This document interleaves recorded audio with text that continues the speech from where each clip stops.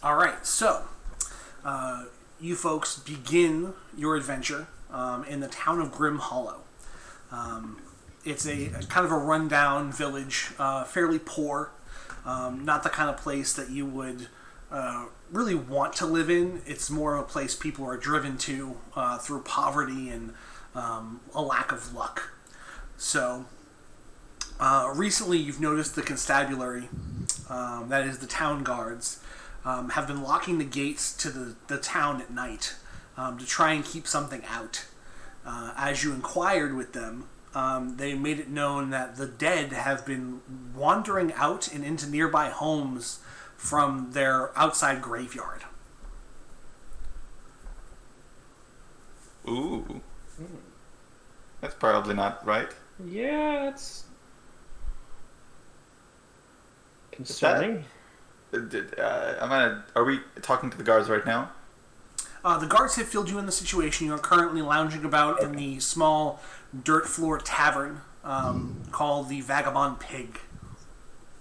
Alright. Charming place.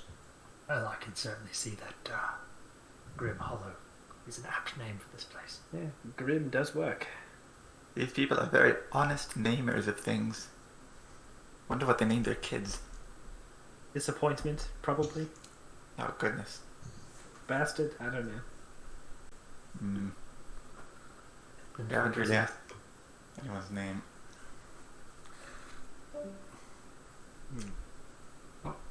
Somebody pop off. Oh, we had someone for a second here. So, yeah, you guys are sitting around a table.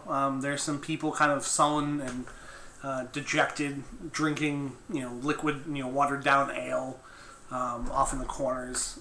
You can see the town drunk is there. The bartender's doing his best to clean glasses and keep things some semblance of sanitary. But it's a pretty rundown establishment. You know that in the world of Torch and Dagger, it is a very grim prospect life. Things are not easy for many folk. Even riches don't guarantee happiness. All sorts of troubles befall the people of this world. So this is unfortunately a very common and similar sight to what you've seen in other villages and towns. I'm gonna call over someone who is someone like going around serving people.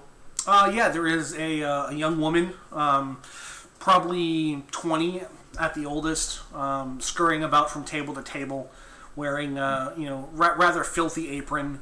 You can tell she's kind of caked with dirt on her feet. It's clear she's a working person.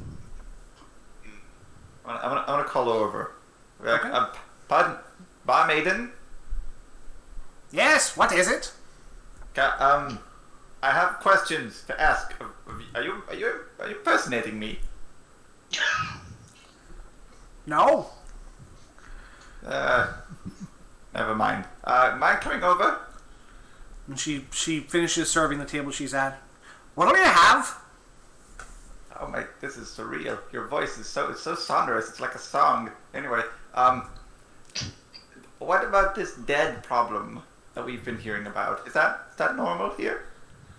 Aye, the dead rising. It's not a good thing. When the dead rise, people die.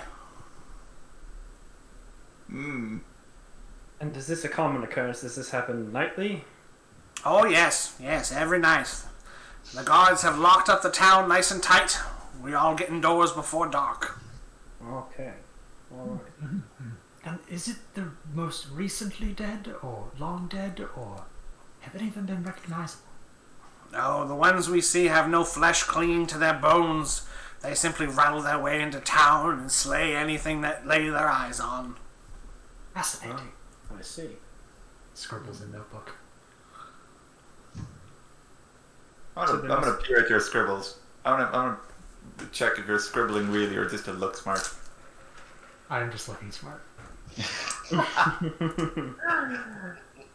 I'll put like a finger to my chin and try to look smart. As I pull the notebook away. Stop trying. I'm fighting my own notebook. I'm also going to pretend to look smart. As you all, everyone who's trying to look smart, make me mental rolls. Sure. Oh dear. First rolls of the game. Here we go. Ooh, I don't think I passed. I didn't get a 5. Alright, so it's ones that are above 5 or better. 5 or better, and I'm You're going not to best. use my Use all your resources immediately. Lore of the Ages to reroll 1 mental. Okay. 3d6. I got 2 successes, a 5 and a 6. Nemo, you look exceptionally smart. Okay, I got 2 successes. Oh, Yes, Logan as well. The two of you are huddled over the notebook, both like, yes, quite. Beard stroke and all. Indubitably, we're stroking each other's chins. Arms crossed. The barmaiden is extremely put off by this. She's not quite sure what to make of it. Gentlemen, stop stroking each other's chins.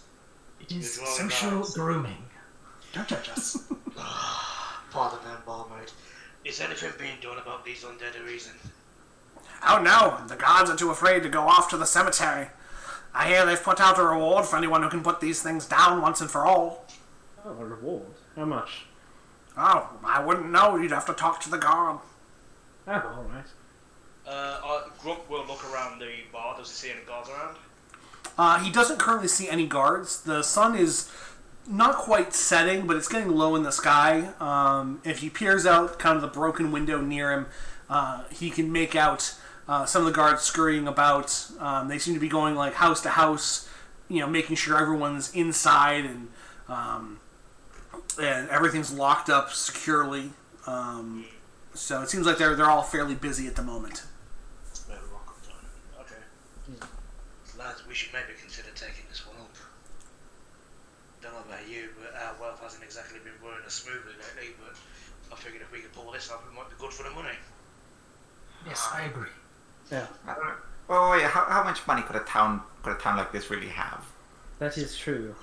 It's better than having no money at all, if you ask me. That is also true. That's even more true than my thing. Yeah, I'm not exactly liquid at the moment. In fact, how are we paying for our bar tab? So in the world of Torch and Dagger, you are assumed to have the basic wealth required to sustain your given lifestyle. All right. So it's nothing super fancy. You're not living the life of an aristocrat, but you essentially have enough to buy the clothes on your back, your ale, your food, your basic communal housing. Anything beyond that, you'd have to dig into your wealth to pay for. Oh. Well, regardless, I still think we should at least take a look. The prospect of skeletons walking around town does have me interested. Yes, it sounds absolutely fascinating. I'm sorry, could I get the names of the other party members real quick? Absolutely. Yeah, sure. So you have Professor Treefellow, the gnomish wizard, currently played by Logan.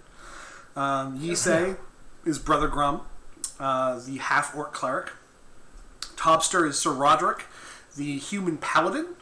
And Nemo is Alandre, the elven archer. Good morrow? Would you mind messaging me those just so I can write them down? What are you talking about? We've known each other all our lives. Alright, but Oh, no. I'm getting Don't worry about him. He's getting old. I'll change my name in the server, just for now. Sure, I'll do the same. Yeah, same.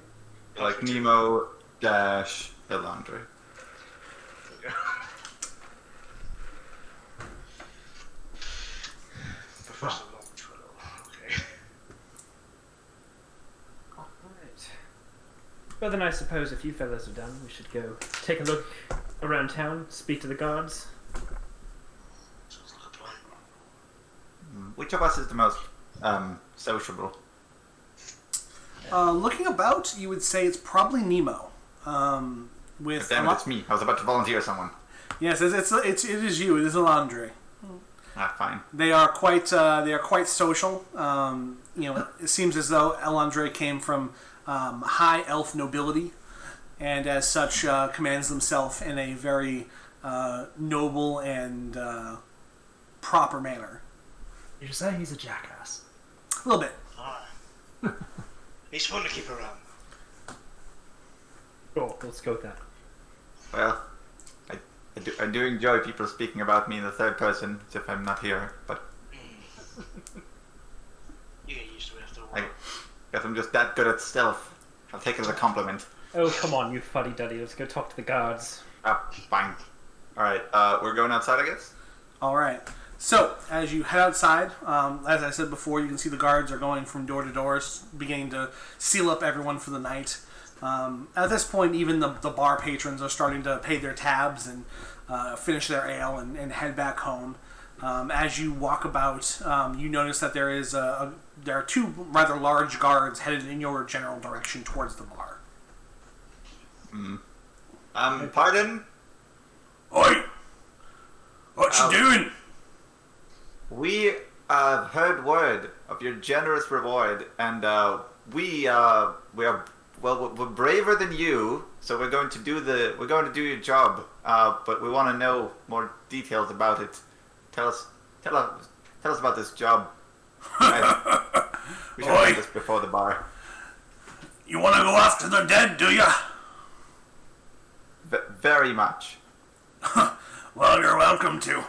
The cemetery's been pouring with them. They've been coming out of the graves and the crypts for the past 3 nights. Can't figure out why, and no one wants to go in to investigate. Anything strange happen right before?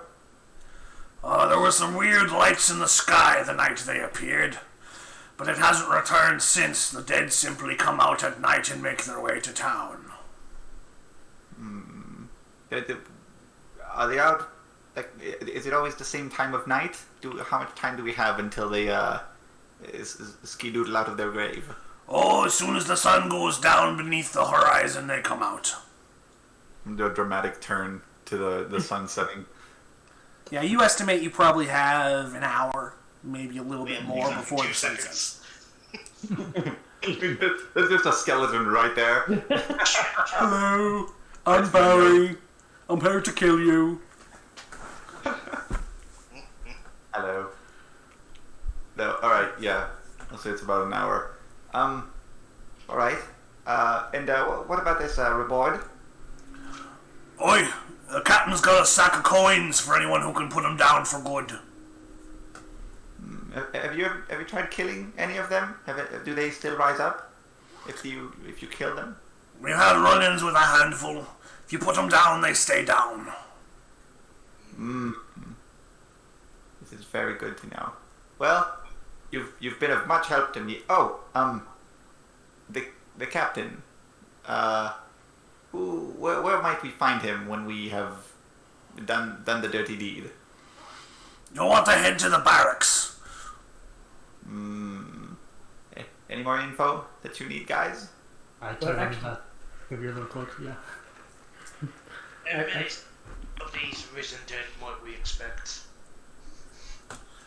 I couldn't tell you. We've seen anywhere from a handful to half a dozen come out per night at least. Oh, my. You would think at some point you'd run out of dead.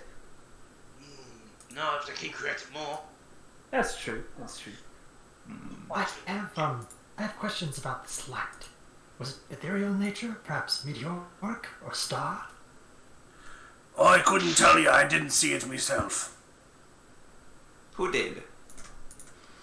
Oh, I believe some farmers saw it out over the woods near the graveyard. Anyone who was up would have seen it. Most of town knows about it. So if you ask around, you might find someone who saw it firsthand. That farmer seems like a good idea. He seems like he would have been closest. And the guard can direct you to there are small farms that kind of encircle the town of Grimhollow. So if you were to head out towards the graveyard, you have to basically cut through someone's field to almost get there. So it wouldn't be too far off the path for you to find yourself face to face with a farmer. Alright. I suppose it's worth a look. Alright. Definitely. I bet their farms are called something like Horrible Life Farm or something. Yes.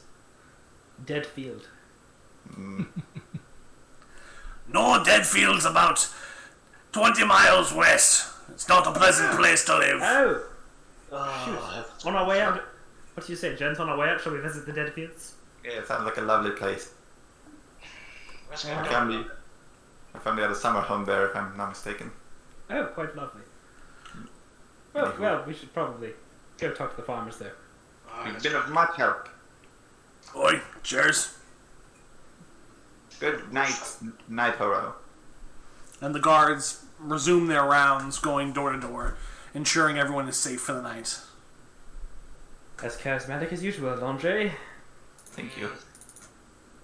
You suppose is the primary agricultural product of this area? Oh, Beets? Not bad. potatoes, maybe. Sadness. You sounded like you tried to get into the business, Professor. Oh no, it's purely for my own personal reasons. Do you think Yes.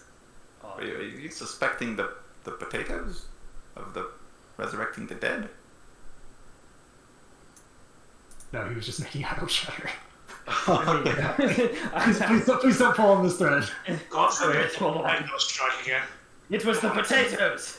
Come on, lads, let's press on. Alright. Not climbing into the bloody place. Yeah, let's go find these farmers. Right. So we'll press on out of Grimhollow and head towards the farm nearest to the cemetery. Okay, so you begin heading out of town. It takes you about 40-45 minutes to get out to where the farm would be. Why is it so far? As you arrive, you notice that there are lights on inside, but it appears as though the house is pretty well sealed up. Must be prepared for the nights. Well, we better make this quick. Doesn't sound like we have much time. Yeah.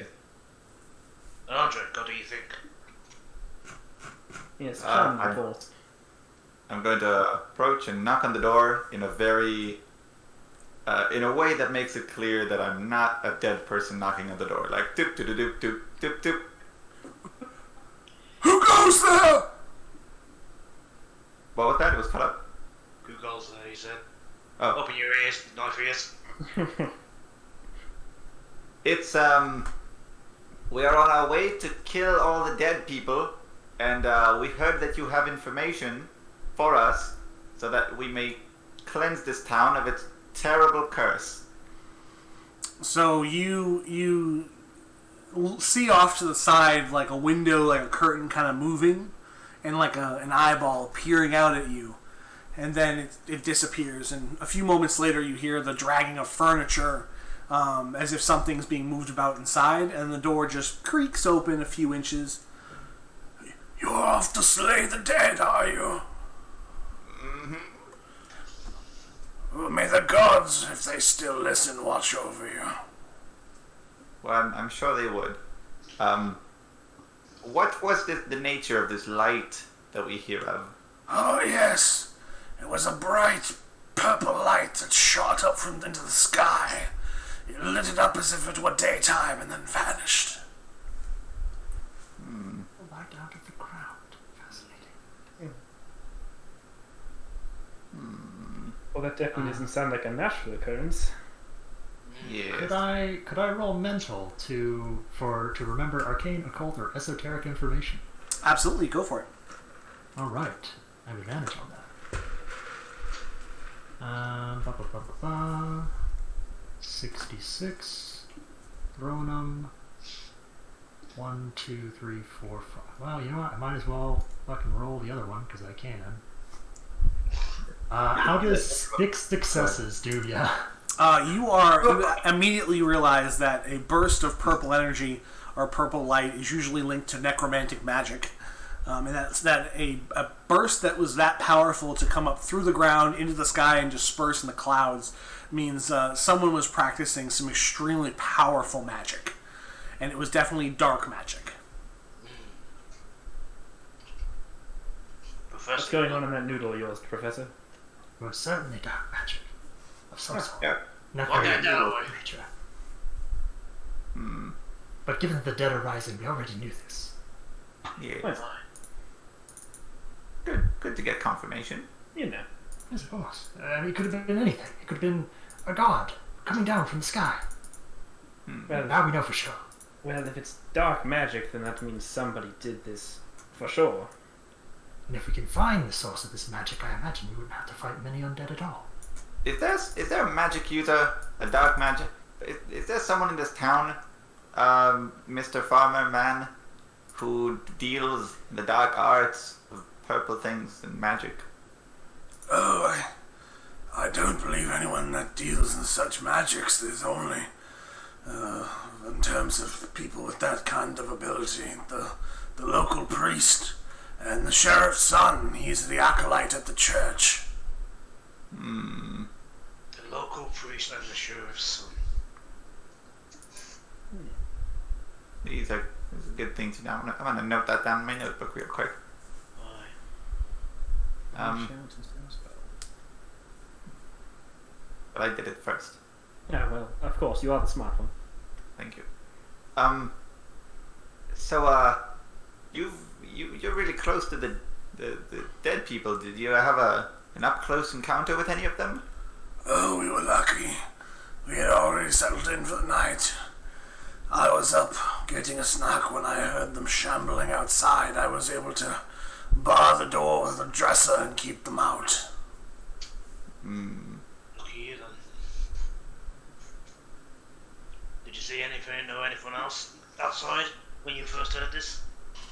No, just the light in the sky, and then later the dead walking through my fields.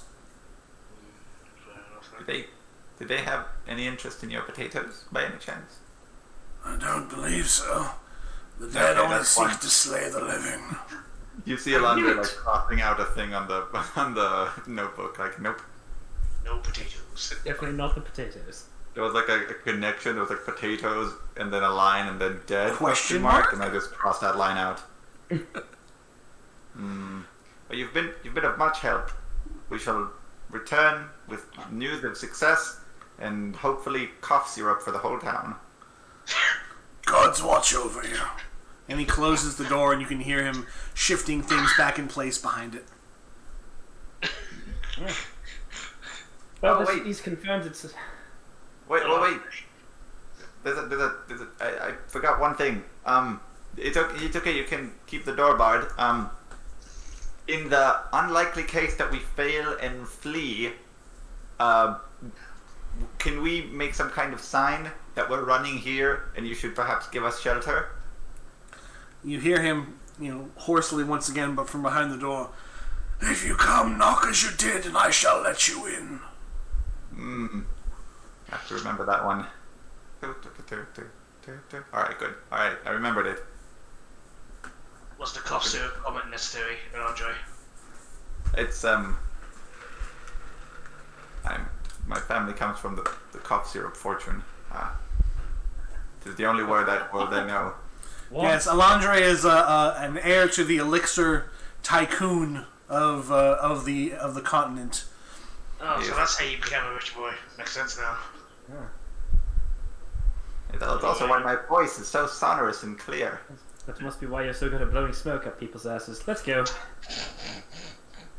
Hey, which of us is gonna be laughing when your voice is gonna be all like the half orc here? Because you drink water, like a fool. Fish fucking that, you know. You got something to say about my voice? No fears. No, fine, let's go. So you continue on your way. Damn you all, I yes, can't roleplay yeah. because I'm laughing too hard. You, Fish fucking that. I suppose we should get going. To the fields. Alondra, you To go the first. graveyard. Oh, sorry, yeah. To the graveyard. So you continue on your way. The sun has pretty much set at this point. And as you approach the graveyard, you can see some forms, kind of the silhouette of forms on the horizon coming towards you. Eyes up, lads. Someone ahead of us. Hello? Don't call out to them, you son of a... They could be Yeah. dead. The silhouettes moving stop for a moment, and then begin moving in earnest towards you. I'm gonna do that then. Now look what you've done. Mm. Could I roll to take a look at what they possibly are? Yeah, go ahead and roll mental for me. Okay. So I roll 3 dice, right? Yep. And you're looking for a Also- 5 or also better. should ask, before we start, also I should ask, is there like initiative order? There is when you guys decide to fight stuff. Okay. I got a 1, a 5, and a 6. Perfect. So you can make out through the moonlight coming down that these are... You can see holes where there should be flesh, mainly around rotted bones and decaying bits of skin hanging off. So these are clearly skeletons. Don't worry, it's just a townsfolk. And now we are going to roll initiative. So, initiative is a combined roll of cool, and then either mental or physical, whichever is higher. You count up your total number of successes, and that determines your initiative order. So, cool plus physical. Yes, sir. So, I'll roll 4 dice. And then I'll add 3 onto it. So you do physical and cool or mental and cool, whichever gives you the higher combination. You're adding up your 5 pluses. Wait, cool and what? You cut out for me? Mental Physical or physical, whichever one is higher for you. Okay. Holy crap, my luck is really balancing out tonight. 13. So earlier I rolled 6 dice and got 6 successes. I just rolled 9 dice and got 0. Oh. Okay, so on my cool I got 13, on my mental I got 8. How many successes, though? I can't remember now. Shit. So you'd be rolling 7 dice, and you're looking for 5 or better on your 7 dice. Oh, I rolled 7 dice, okay.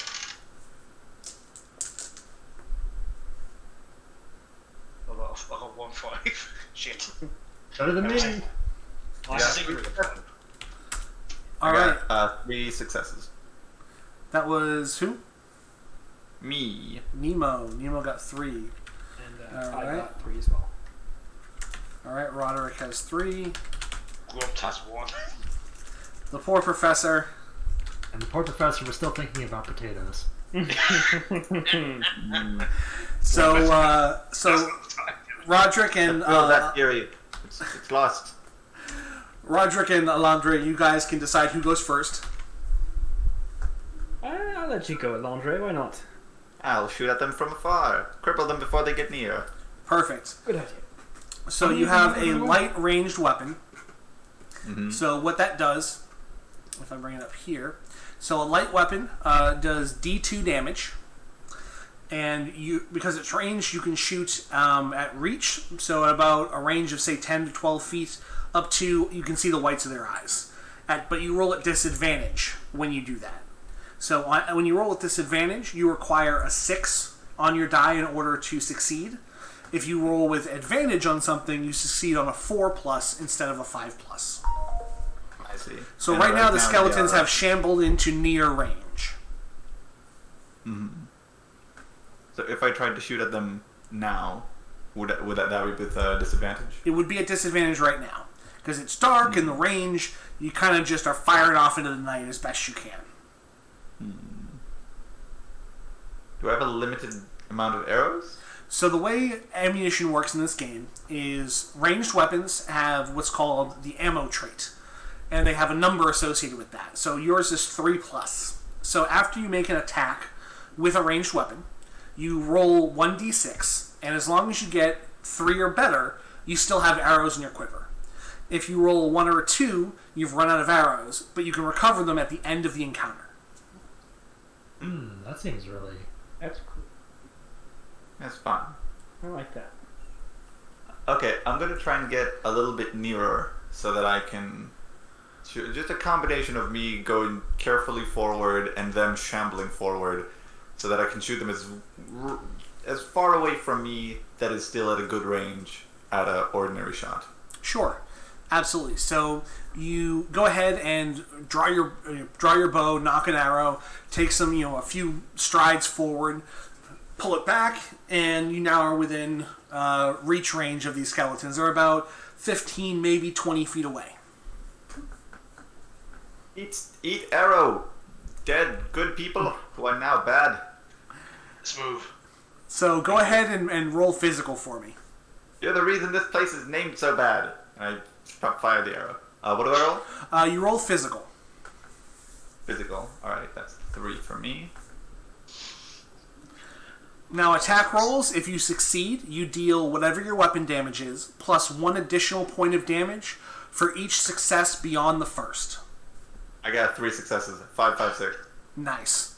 So you launch that first arrow, and it lands squarely in the eye socket of one of these skeletons. Go ahead and roll a d6. On a 1 through 3, you do 1 point. On a 4, 5, or 6, you do 2. I got a 1. Alright, so you do 3 points of damage, which in this game is enough to drop a skeleton. That arrow basically shatters its face, and it collapses to the ground. Face it! You're done! Alright, so you've moved, you've attacked. Those are your two actions for this round. Roderick, you're up. I suppose I will move up to one that's not shattered. Okay. So you'll move a range band to get in within range. Alright, yes. And question. So if I attack, I can no longer do Holy Smite because that's 2 actions, correct? Correct. You can use Holy Smite because using Holy Smite is actually you make an attack action with it. So Okay, you spend then, 1 yeah, resource and make the attack using either physical or cool, whatever's higher. The skeletons are undead, so you'll succeed on a 4+. Okay. Alright, then I will do Holy Smite then. All right. So you careen back with your what kind of weapon do you have? A light melee weapon. All right. What do you want to flavor that as? A hammer, a mace, a sword? Let's make it a hammer. All right. So you reel back with your hammer, and divine energy fills it as you mutter a prayer to your god, and you swing and... Alright, here comes the holy hammer. I did get a 5. All right, so you bring that hammer down, and you crunch into the chest of one of these skeletons. Go ahead and roll a d6. On a 4-up, you do 2 damage. Otherwise, you do 1. Gotcha. Alright, that is 2 damage. All right, so you bring it down. You crunch in its rib cage. You can see a silent gasp of pain almost erupt from the mouth of this skeleton as its jaw chatters. Oh. All right, Once you ugly. Grunt, you're up. Grunt's going to draw out his big old steel club. He's Nice. going to go charging up to the closest skeleton. He's going to take a big old swing at that sucker. All right. Going to roll my pre-physical, I think. Yep. Roll your 3 physical. I got a 1d5. You got 1-5. 1-5. All right, so you 1-5. successfully hit. So you slam that club into that same skeleton. Go ahead and roll me a d6. On a 4-up, it's 2 damage. Otherwise, it's 1. Whoop! Shit! I dropped it. Hold on. Hold on again. I got a 2. All right. So you're able to deal a point of damage. Collectively, between you and the hammer, you are able to shatter what remains of this skeleton, and it crumbles to the ground.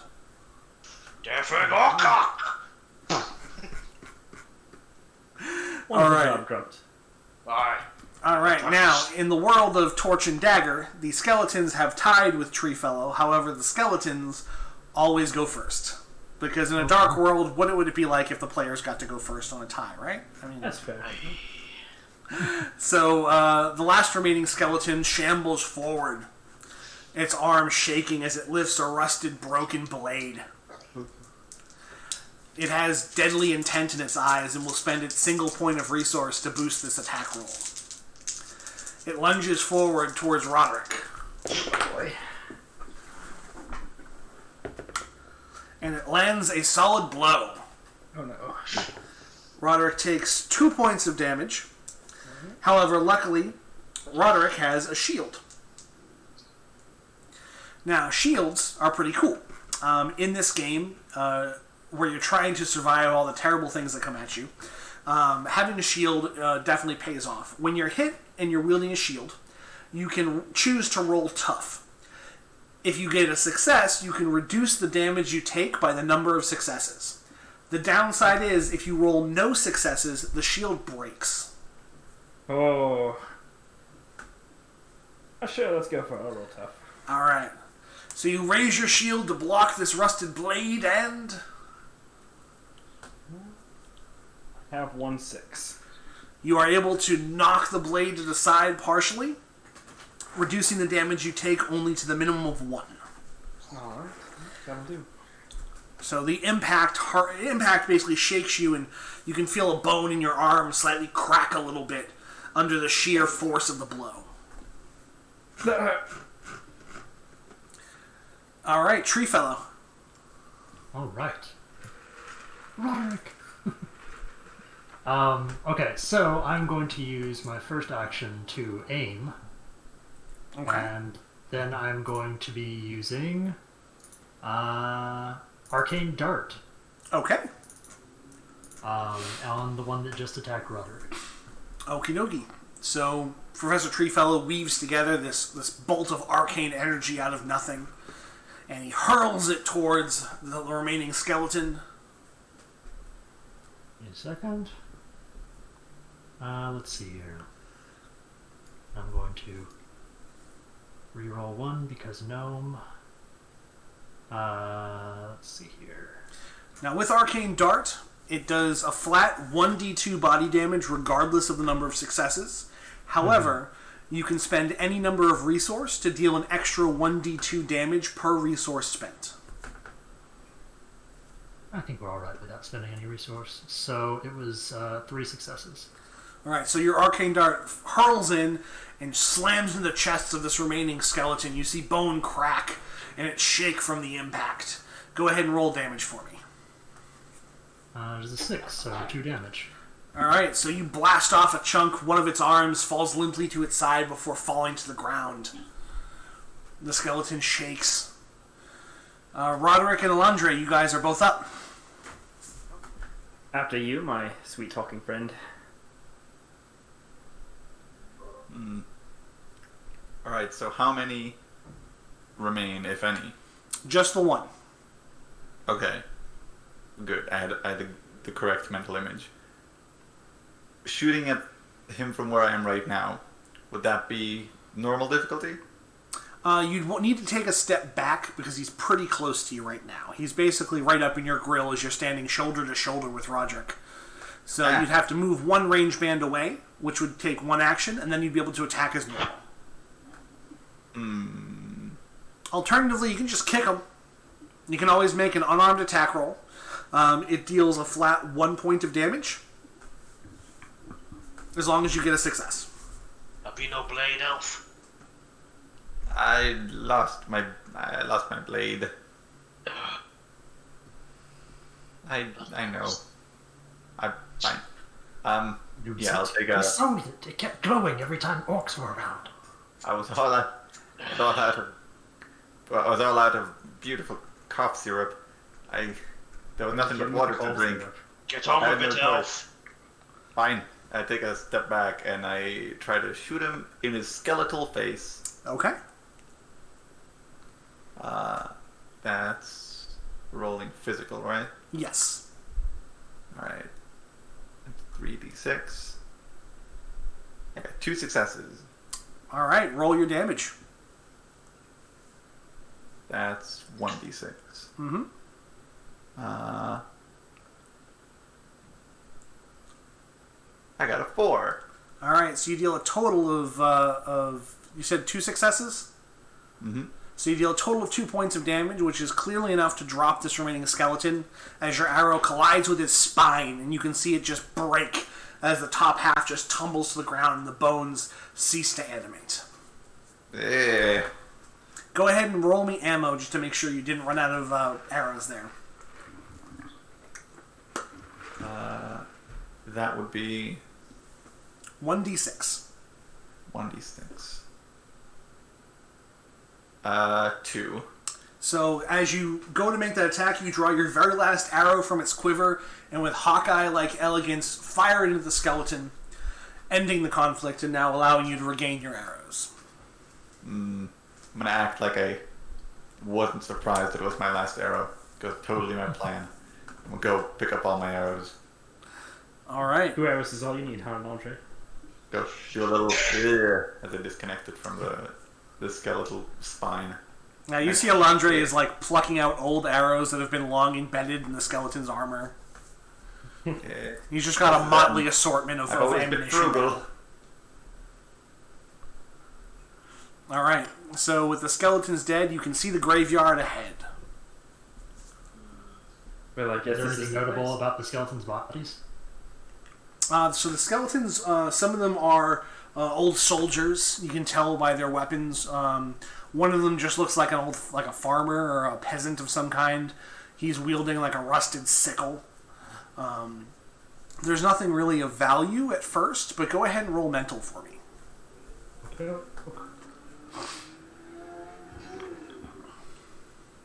How dare you say there's no value to farming? 5 out of 6 were successes. So as you dig through the remaining bits and bobs, you notice that there is assorted jewelry that seems to have been buried with some of these people. Amulets, rings. Collectively, it's probably worth like 2 wealth.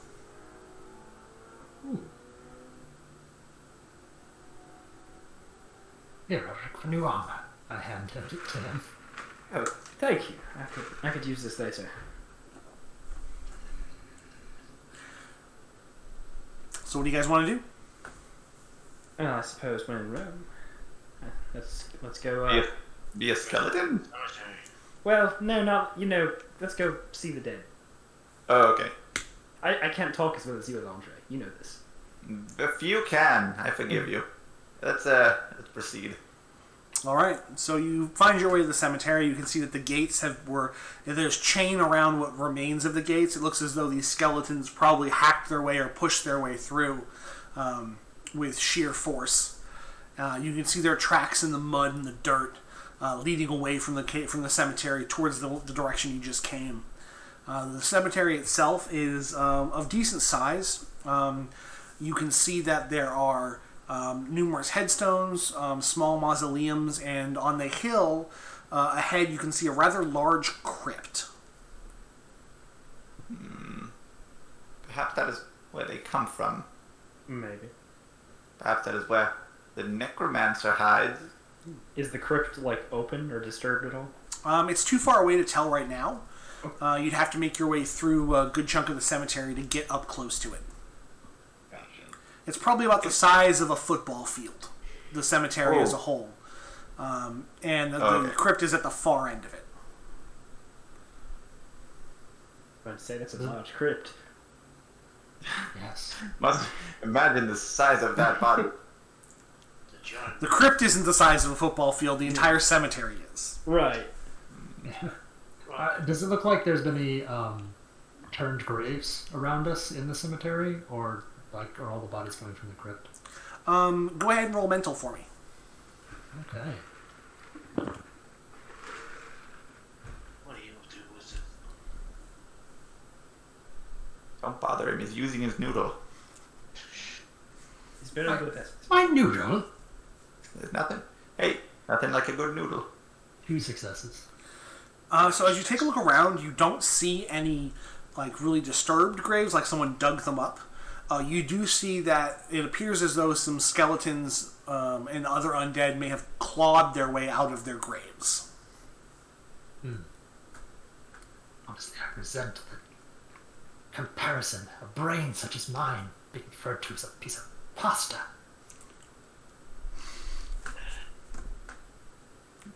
I don't understand. My cousin come from the noodle fortune. It's a noble business.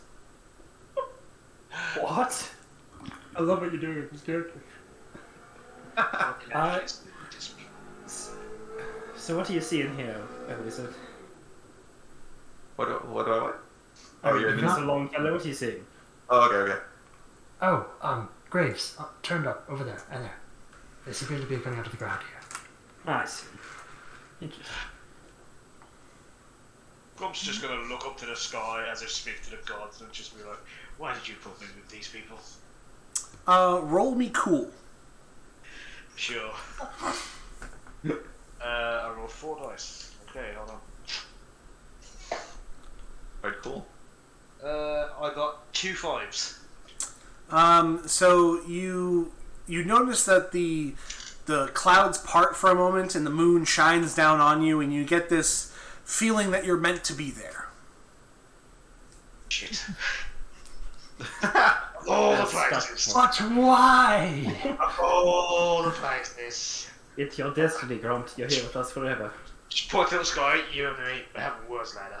Come on, I'm just gonna head down into the crypt. All right, so you guys are going to make your way over to the crypt proper. Yeah. Yes. Okay, so you're able to successfully get over there without any more trouble from the undead. It seems like most of the graves here have been emptied over time, leaving just the crypt remaining as the sole source of the dead. As you get closer, you can see the door has clearly been broken into. It appears someone used a crowbar or something to pry it open, the door. It doesn't look like the creatures inside forced their way out. Signs of foul play. Yes, indeed. I was about to say, do people have no decency, but it's this Grimhollow after all. Yeah, I don't know much about Grimhollow etiquette, but I assume this is a bit over the line. You can assume it's a bit over the line anywhere we go, Elf. Breaking into a crypt of the dead. Even still, disturbing the dead doesn't sit right with me. Oh, but robbing them does. Oh, it's Grimhollow. Fair Hey, enough. when in Grimhollow, You be steal grim. dead people's armor. Let's just press on now. Wait, is the crowbar still there? Crowbar is still there. You can see it's just sitting on the ground there. I'm going to take that crowbar. Okay, you now have a crowbar. This is evidence. Evidence of what? There's dead running around? I think I know that already, Elf. Yeah, it's evidence of a dead. People don't get buried with crowbars. If someone asks, it's evidence that someone alive did it. Interesting that someone as powerful enough to raise this dead would resort to a measly crowbar to open this crypt. Someone wasn't using their noodle. Quite obviously. For the love of God. Can we please press on? Stop talking Yeah. about noodles. See who doesn't have a melee weapon now. Swing my crowbar. You actually think the crowbar is heavy and chunky enough that it would classify as a medium melee weapon. Ooh. So now you Are there deal any D3 hints around? damage if you choose to swing it as a weapon. Watch out, boys, he's got more powerful. I've just leveled up. You better yes, run. This is the start of the crowbar empire, isn't it?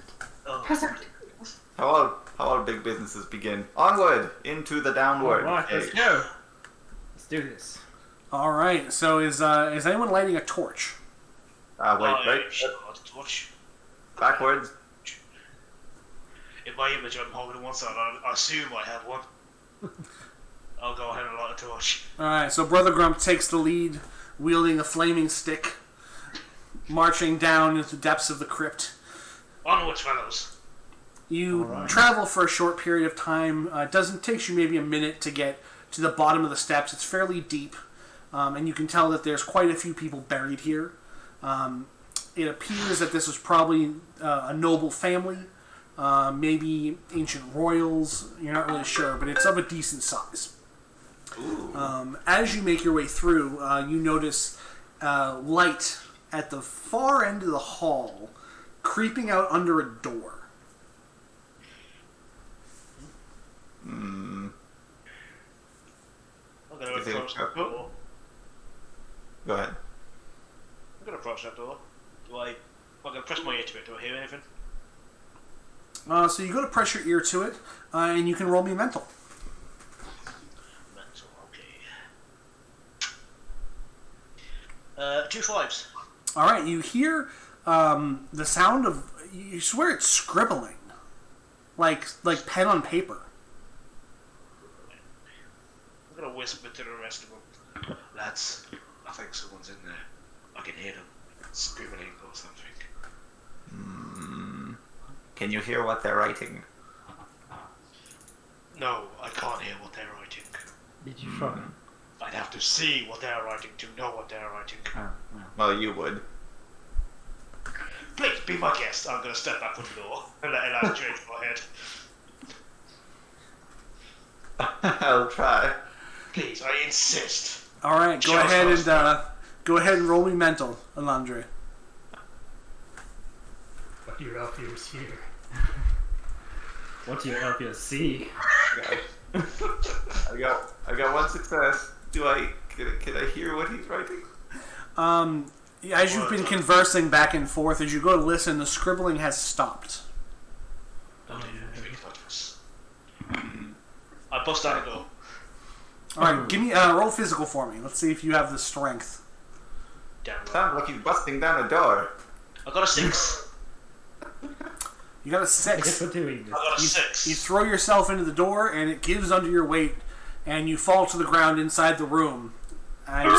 Sitting before you is, in putting it in chat, this young robed man, clutching a rather large, dark book, and he's terrified of you as the door. Like he clutches the book to his chest and curls up almost in the fetal position. I'm gonna Hello, young man. quickly jump to my feet and rush this guy and just grab him by like the collar and pull him to his feet. Who are you? What are you doing down here? The acolyte, easy on him. I also rush to the room. Necromancer!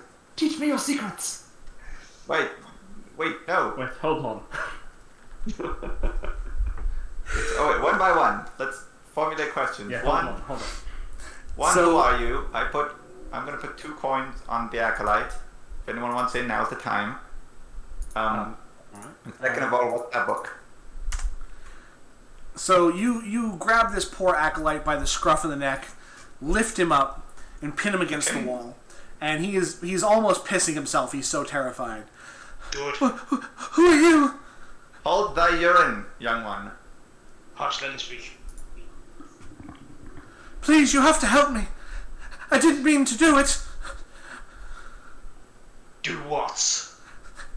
The dead. I brought them back. You did this? It wasn't supposed to be this way. It's not what I was told. Give me that book. And I snatch the book from him. You take the book. I'm gonna hand it over to the professor first. Professor, take a look over that. See what you can learn. Ooh, and I do like a little finger wiggly with both hands. Now you. Taking the book. Now you. What's your name? My name's Jeremiah. I'm just the acolyte at the church. I was only trying to bring back my friend. Yes. Hand over the coin. Hand over the coin, Sir Roderick. Looks like I will be feasting on cough syrup tonight. Here you go, have the coin, shut the fuck up now, he's talking. I was only trying to bring back my friend. He drowned in the lake last year. A passing merchant said this book could help me do it. It cost me everything I had, but it was worth it to bring back a friend. But the dead all rose. I don't know what happened.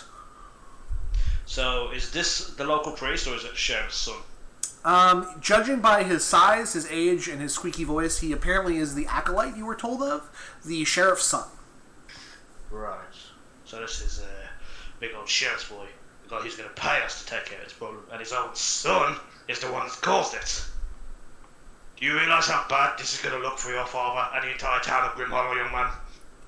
I didn't mean to do it. I just wanted my friend back.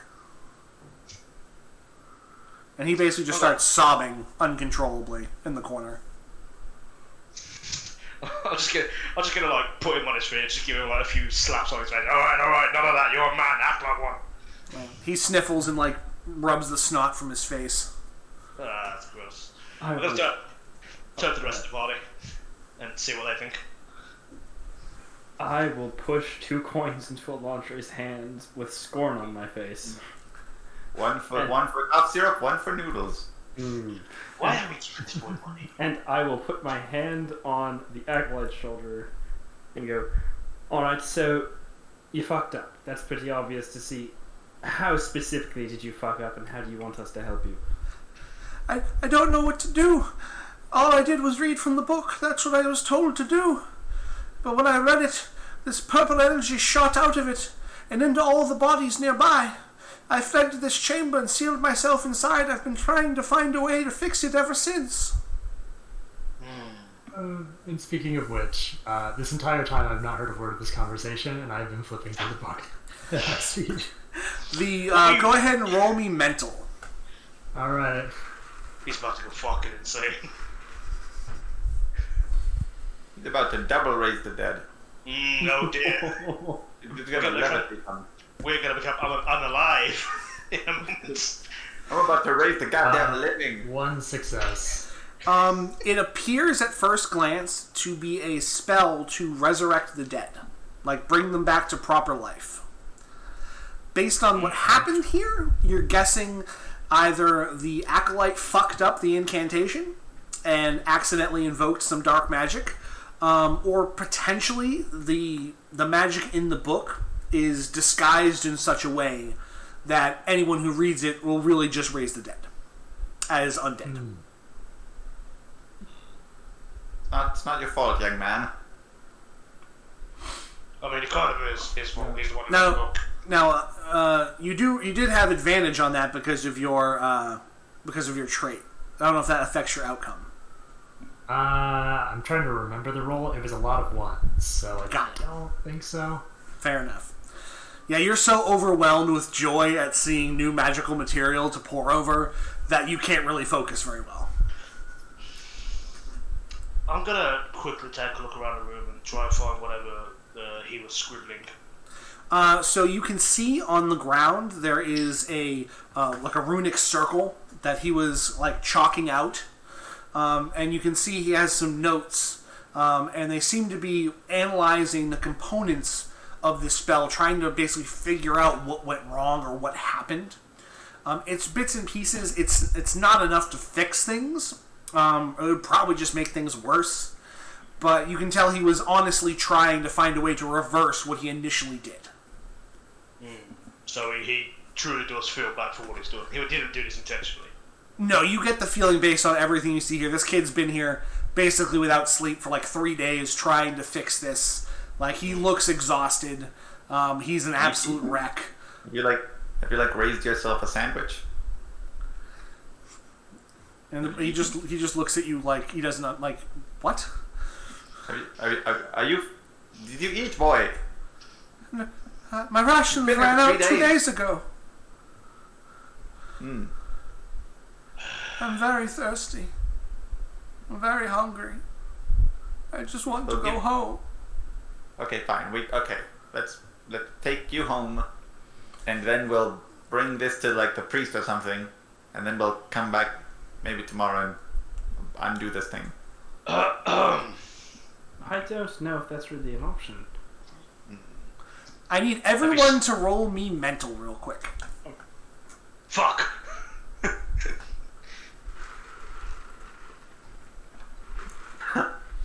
Good God. Brother Grunt got 2 5s. Okay. No successes here.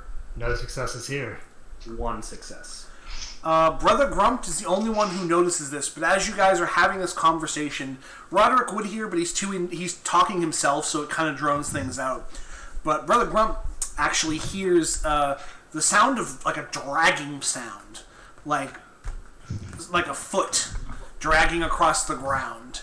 And as he turns to look, he notices there are some decrepit, like bloated bodies slowly shambling toward you from inside the crypt.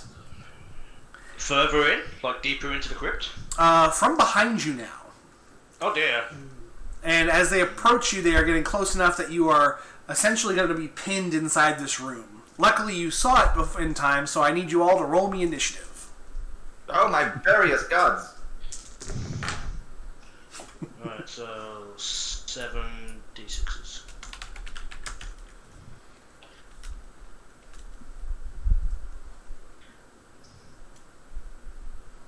Alright, Grunt, what do you got? I have 4 successes. Huzzah! Alright, and Alundre, I got none. as is meant to Lot of be. 4s, none of 5s. Nothing club. Tree Fellow. 3. Alright, and Roderick.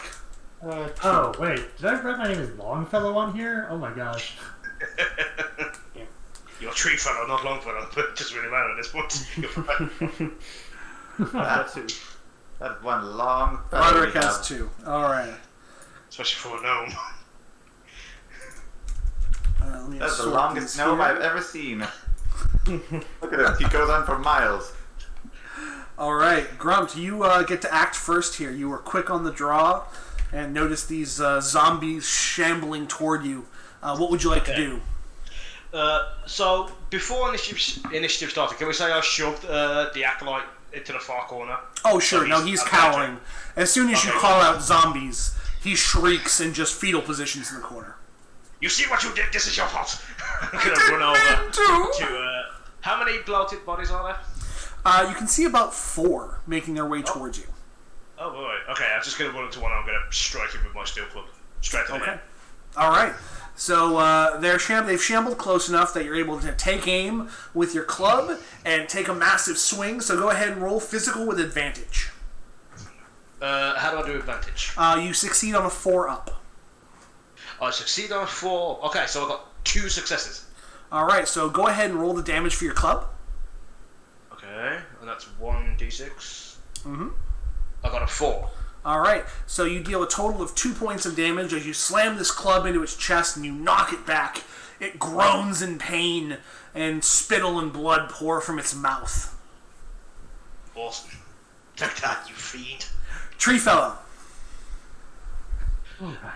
I'll be right back. I've just run to the bathroom. I look around for a place to put the book down. Somewhere safe. You notice there is a small satchel next to the door that you can tuck it into. Alright, I'll do that, and then I'm gonna Arcane Dart. Alright. Would you like to aim? I kind of figured tucking the satchel would be an action, but... No, you can also Arcane Dart twice if you want. Oh, hell yeah. In the world of Torch and Dagger, you can stabby stab twice if you got the actions. Alright, yeah, we're gonna Arcane Dart In twice. the world of... If you put that it's like the tagline of the game. In the world of Torch and Dagger, you can stabby stab twice. Alright, first Arcane Dart is 1, 2, 3 successes. Alright, so you got the one you need to deal your 1d2 damage. Alright. Would you like to spend any resource to bump up the damage?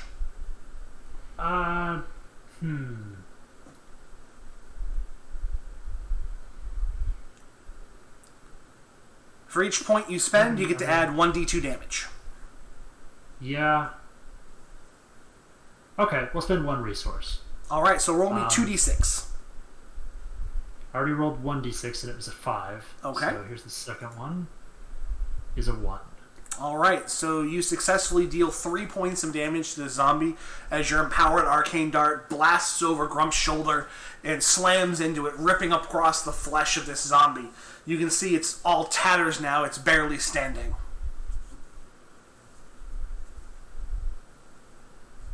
And then for the second arcane dart. Or was that the second one? No, that was your first one. Okay, yeah. The second one likely misses with 1 success. 1 is all you need on arcane dart, really? luckily. Yep, it is. You get to roll mental, which is usually the higher stat for a wizard-like character. The downside is you don't get to amplify the damage with successes. So it's consistent, just not overly powerful. And the damage on that one was 2 damage. Okay, so with that second dart, it slams in the chest of that same zombie, and it stumbles back into the others behind and collapses to the floor. Take that, you wretched beast. Now, the hallway here is pretty narrow, so the remaining 3, as they shamble forward, they kind of bump into each other. And only 2 are going to be able to get in range to actually do anything this round. The third one's kind of stuck behind them. So the first one's going to shamble forward, and he's going to try and attack Brother Grumpt, who's in the front. He is going to miss. Brother Grumpt is able to deftly swing the torch, and the zombie away from the fire. The second zombie is going to roll up and try to do the same thing, and he is going to hit for a total of 3 points of damage. So luckily, Brother Grump's armor bears the brunt of it. But he does suffer at least a minor wound. You can feel the claws of the zombie ripping into your flesh as it finds a gap in your armor. Well, he's in the bathroom, too. Yeah, oh shit. When he comes back, pretend he died. Alright, perfect.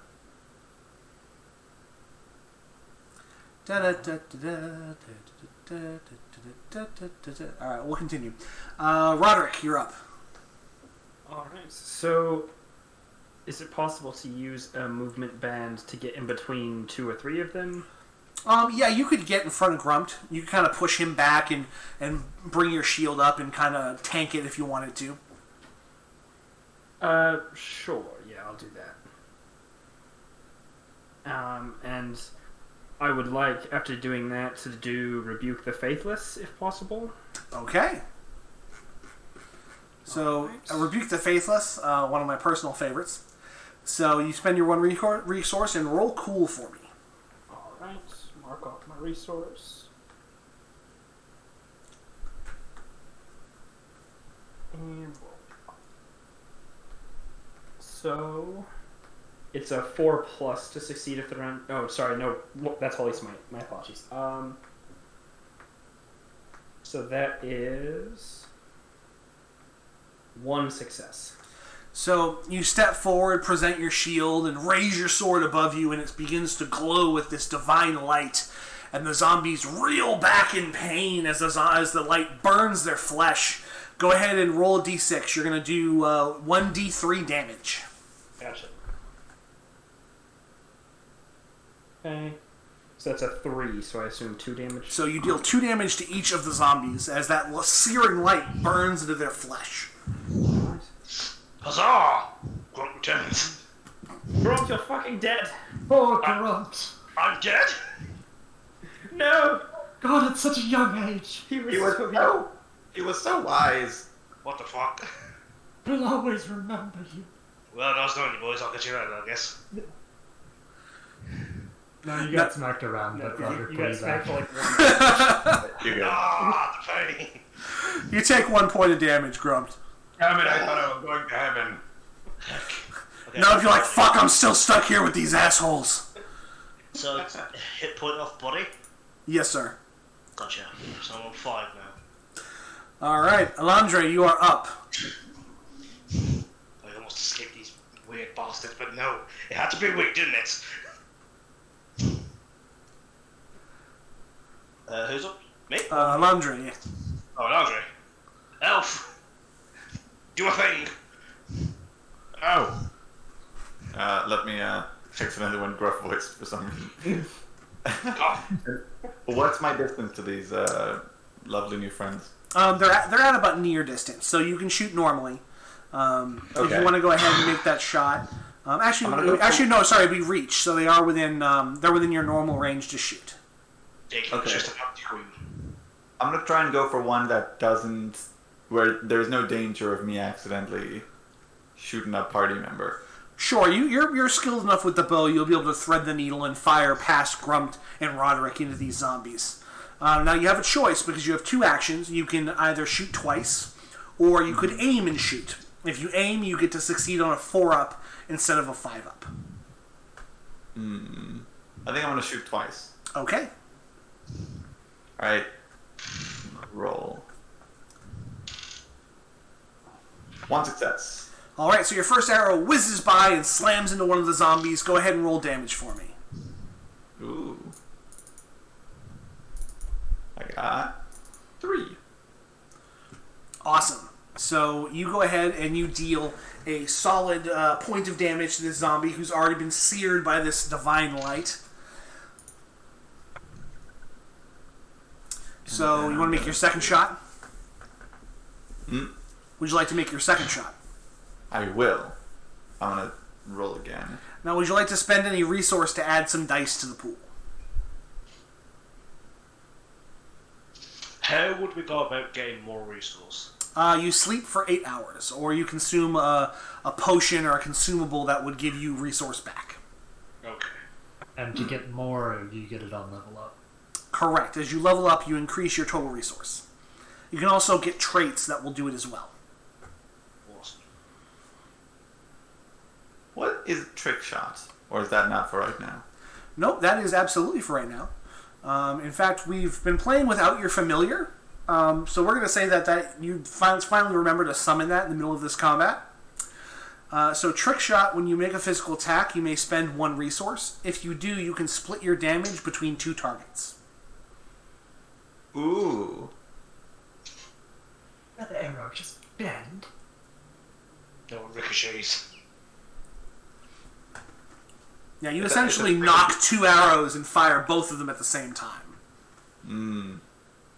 I didn't think you would get it.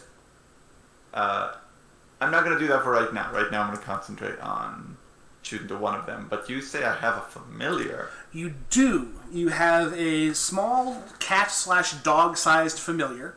It has a rather tough hide. It has some, if you look at your character sheet, it has the same stats that you guys have. They're just significantly, it's a lower array. It has resource, it has armor, and it goes directly after you in combat. Oh my goodness. I'll think about naming him later. For right now, I'll do the shot. I roll 3 dice again, right? Yes, sir.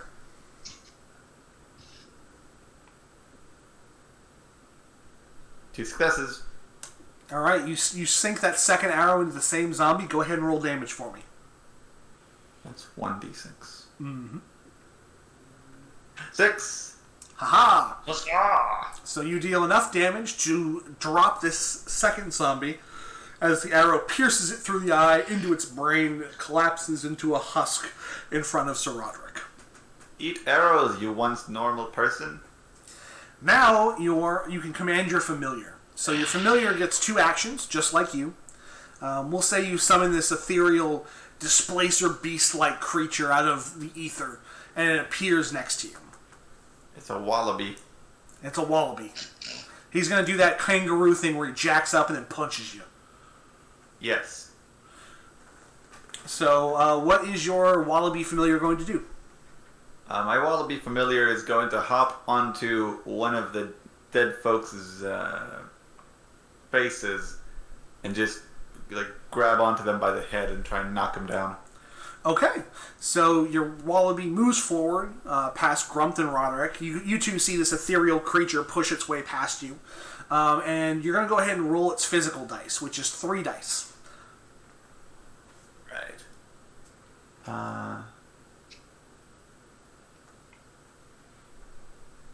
It's 1 success. So yeah, your ethereal wallaby jumps up and wraps about the head of this zombie, which flails because it's now off balance, and it tumbles to the ground. A good old wallaby walloping.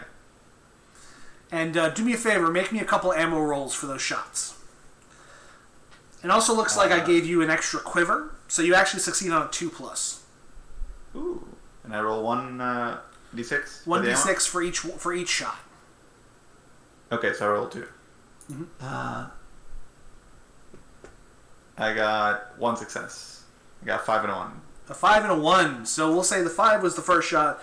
Once again, you only seem to have 2 arrows in this fight. So as you fire that second arrow, you reach for a third, and you're like, oh shit. Forgot to stock up on arrows. Damn it. Luckily, you have a light melee weapon, so you can still join the fray. Yes. He still has a crowbar. Yeah. Oh yeah, that means you have a medium melee weapon. It's true. I can defeat anyone who comes near and or vents. Yeah, he reaches back for an arrow and pulls out a crowbar. Fine. I'm gonna knock it like an arrow. Oh. Gonna change his name from Alondre to Gordon. Mr. Freeman. Mr. Freeman. Grunt, you're up. Alright, is the one I'm facing still up? There's one on the ground, and there's one now shambling over him towards you.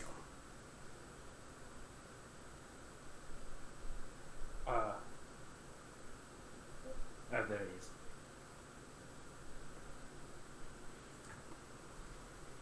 Grunt, you're muted.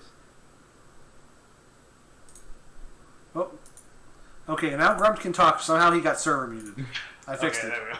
I apologize. The gods have restored your voice, Grunt. Use it well. Oh! I'm gonna strike him. The one in front of me. Alright, go ahead and roll me physical. Okay. Grump's god was like, "Oh, you want to have words with me, huh?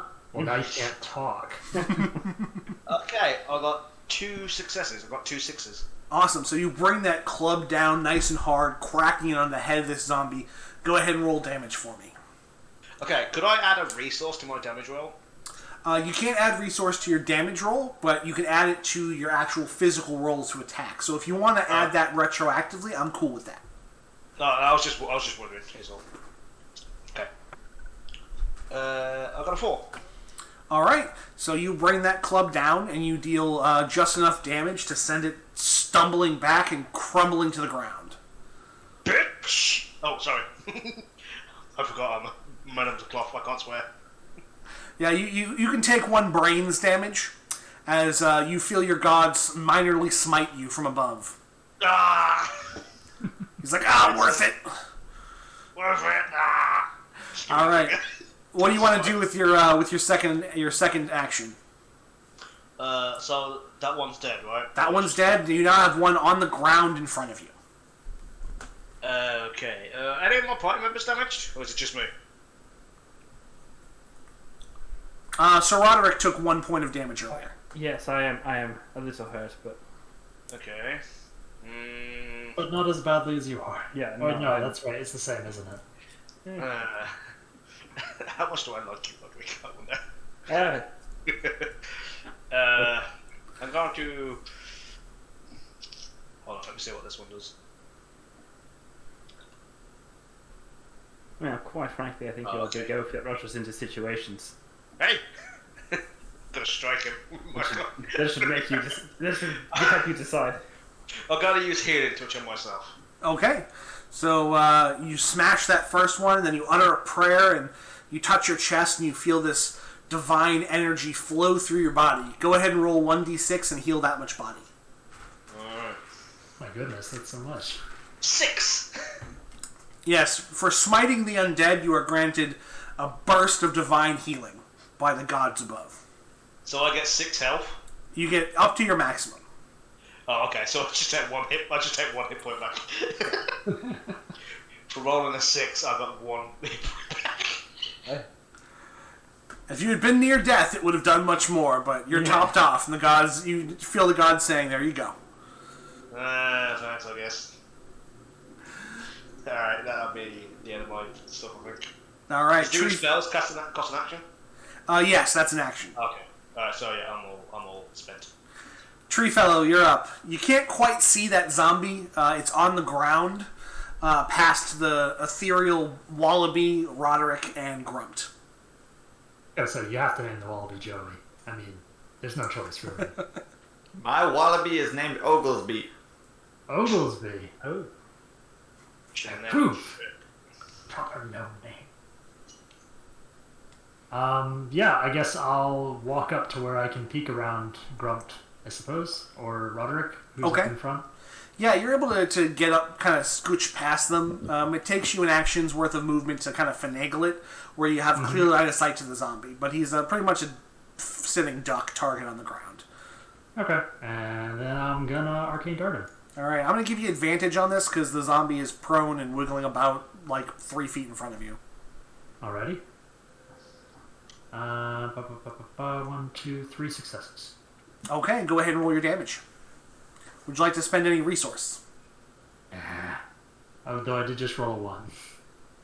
Alright, so you deal a point of damage as this arcane dart zips past your fellow companions and into the body of the zombie, causing him to thud for a moment on the ground.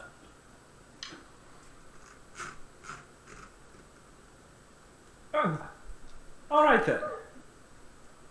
Alright, now it's the zombie's turn. The zombie will use 1 action to stand up as it clambers back to its feet and it lunges forward, this time at Roderick. And it's not dead! Wait, no, it is dead. But it's not dead. I know what you mean. Alive! Terminology is so confusing when they start. So the zombie lunges forward, grabs onto your shield, and reaches over to try and bite you to deal a total of 3 points of damage. Alright. Would you like to use your shield to try and block it? You know what? Yeah, why not? Let's do that. Alright, go ahead and roll tough for me. That is 2 successes. So you're able to stop his rending claws from getting to you. However, his snapping bite is able to reach over and clamp down on your armor, and you take a single point of damage. Oh. You feel your collarbone crack a little bit. Oh no. Fighting is dirty business.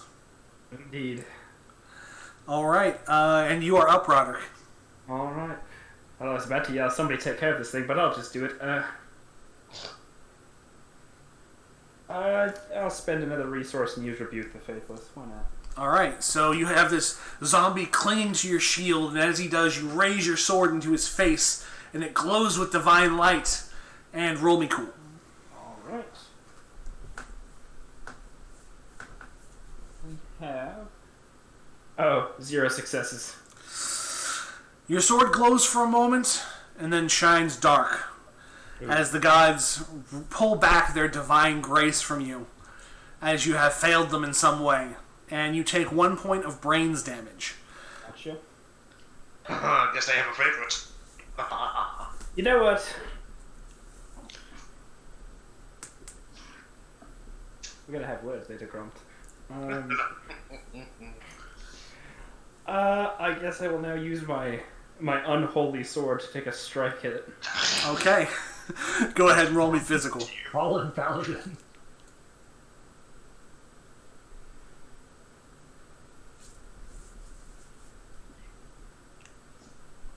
Okay, that's 1 success. Alright, you're able to bring your sword down, and you kind of toss it up, grab it upside down, and just plunge it into the neck of this zombie, right down into its very heart. And you see it kind of shudder a bit, and then you see its dull, lifeless eyes kind of list off to the side as it slides off your shield to the ground, dead. Alright. So, I think I speak for everybody when I say we should probably deal with this before this becomes a bigger problem. You know, I'm an optimist, but yes. Well, Oh, is that it? It's combat over now? yes, we're... Oh, Yes, Lane. I'm going to walk back to the young man and go, so, who gave you this book? It was a passing merchant. I told him of my plight, and he said this could bring back my friend. He said all I had to do was read the words inside the crypt. How long ago did this passing merchant pass or merch? He came by last week, on his way through Grimhollow. Last week, he'll be miles away from now. That's a dead end. Well, I guess there's no catching him. He was headed towards the Deadfield village, if that helps. The Deadfields. I've heard it's lovely. Perhaps I could send a letter to my relatives there. Eh. Oh, aye. What can you plan to stay on? Well, I suppose heading off to the Deadfields now probably is a little counterproductive, though. Yes, we have to deal Not with to this interrupt, dead but- problem. Should we prioritize getting him out of here? Yes, I suppose we should get him out of here now. I'm gonna use my healing touch on Sir Roderick before we push on. Okay, go ahead and roll 1d6. 2. Alright, Roderick, you heal 2 points of damage. It's just enough. I'm back up to 4. And Roderick, you feel the divine energy flowing from Grumt into your body, and you feel the bones sealing back together and the cracks disappearing. Perhaps I was wrong about you, you big oaf.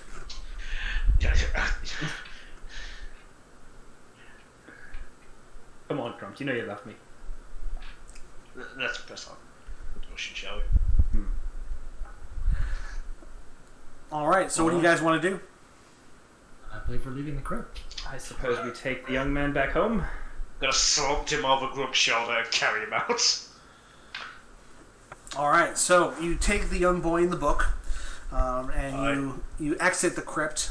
As you do, you can see that you haven't been in there very long, but the moon is high in the sky. The graveyard seems, fairly quiet. You don't see the signs of any other dead rising. And you are successfully able to walk the young man back to town. carry him back to town. Please do not be mistaken. We are carrying this little shit. By the scruff of his neck, you lift up the acolyte and carry him back to town. Look what he's already done. Well, He's not gonna meet some passing merchant now, is he? You never know.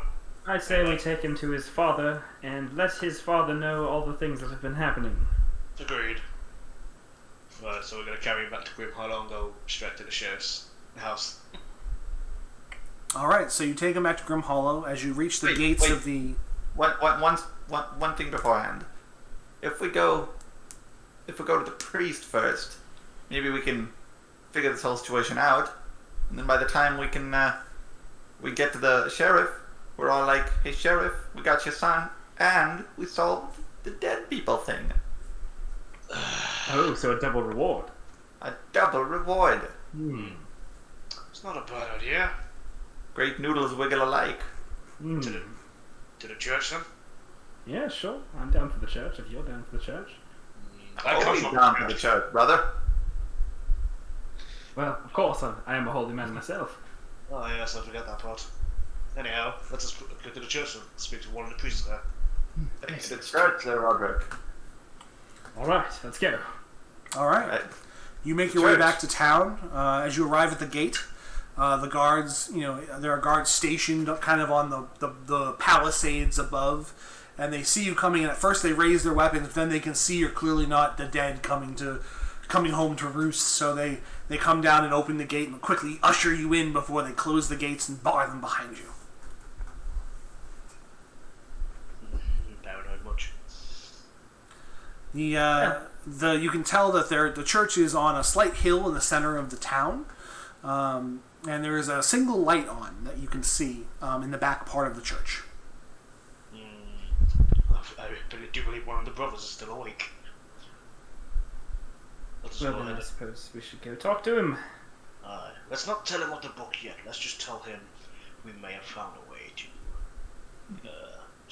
be rid of the problem. Because if we do not, Wait, brief the kid, so the kid doesn't spoil it. Oh, yes, hey there, you little shit.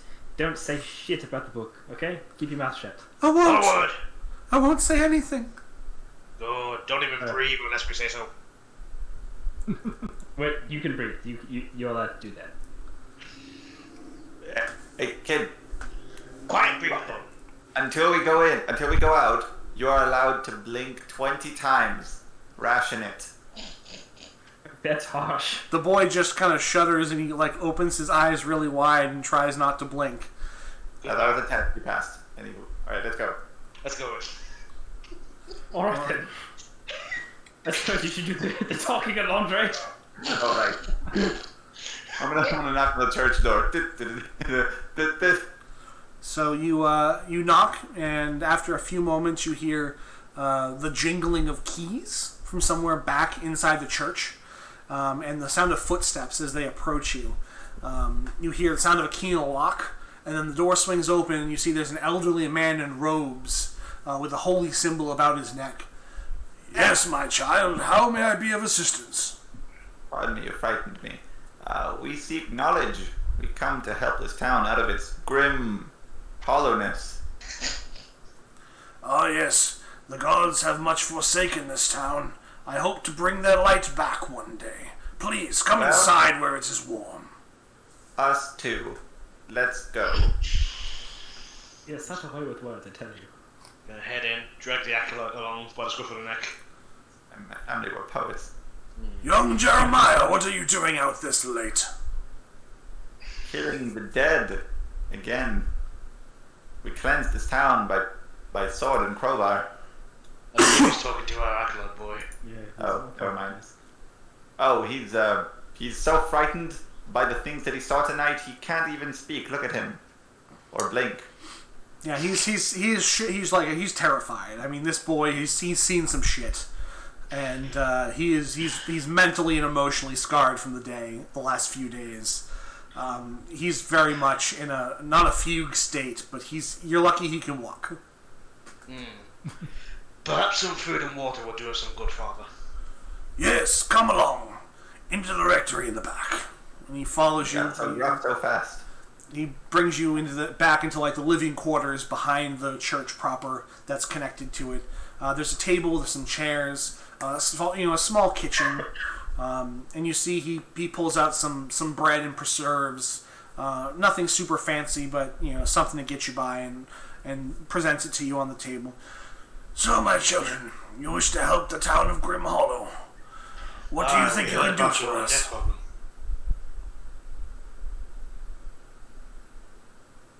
Say again?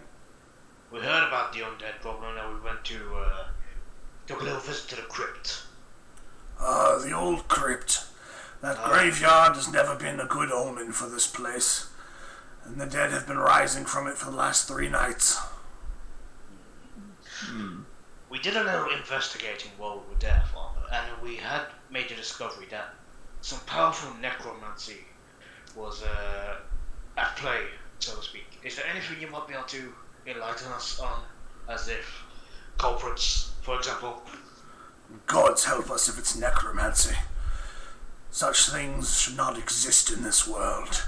And he clutches his holy symbol for a moment. Yes, I too hope that this is naturally occurring dead rising, and not that necromantic dead rising. I don't believe there's anything natural about it, Sir Roderick. The dead usually stay dead, as far as I can remember. Yes, as far as I know. Yes, the priest is, the priest kind of thinks for a moment. I haven't seen anyone come through town that could have posed any kind of danger in the last week or so. Anyone at all? No, we don't get many visitors, merchants, traveling shows every now and then. If I may peruse, Father, do you know of any particular artifacts that have the ability to raise the dead? Something simple that even a young one could meddle with to accidentally bring upon the apocalypse. I'm gonna nudge him, like pushing it. Well, spells can always be dangerous. Everyone does not know what they're doing or are properly trained. Trying to bring back the dead could result in such a thing, but such spell casting is beyond what we have here. We don't have access to such written works. Father, if someone did have access to one of those and did the darn thing, how might we, assuming we've like slain them and everything, and we've defeated them in mighty combat, how might we then reverse the process, assuming we have the wicked tome, hopefully at one point? Well, if one were to take the original spell and either try to complete it or undo it completely, it's possible. Dispelling the magic and the energies at play. It would depend on the spell itself. Interesting. Well, I think that's about all we need. Yes, I suppose that should be good enough for us. We'd best go see the sheriff, let him know his son is safe. Yeah. Well, he should be at the barracks, so if you take young Jeremiah there, I'm sure his father will be glad to see him. And Jeremiah, I expect you to see you at service on Sunday. We have much to discuss. And the boy just nods shakily. I'm sure he's very eager to see you once again. Return to service, Father. Anyway, lads, let us go. Yeah. And Grub's going to stand up. He's going to pull the ankle on by the scruff as well. Yep.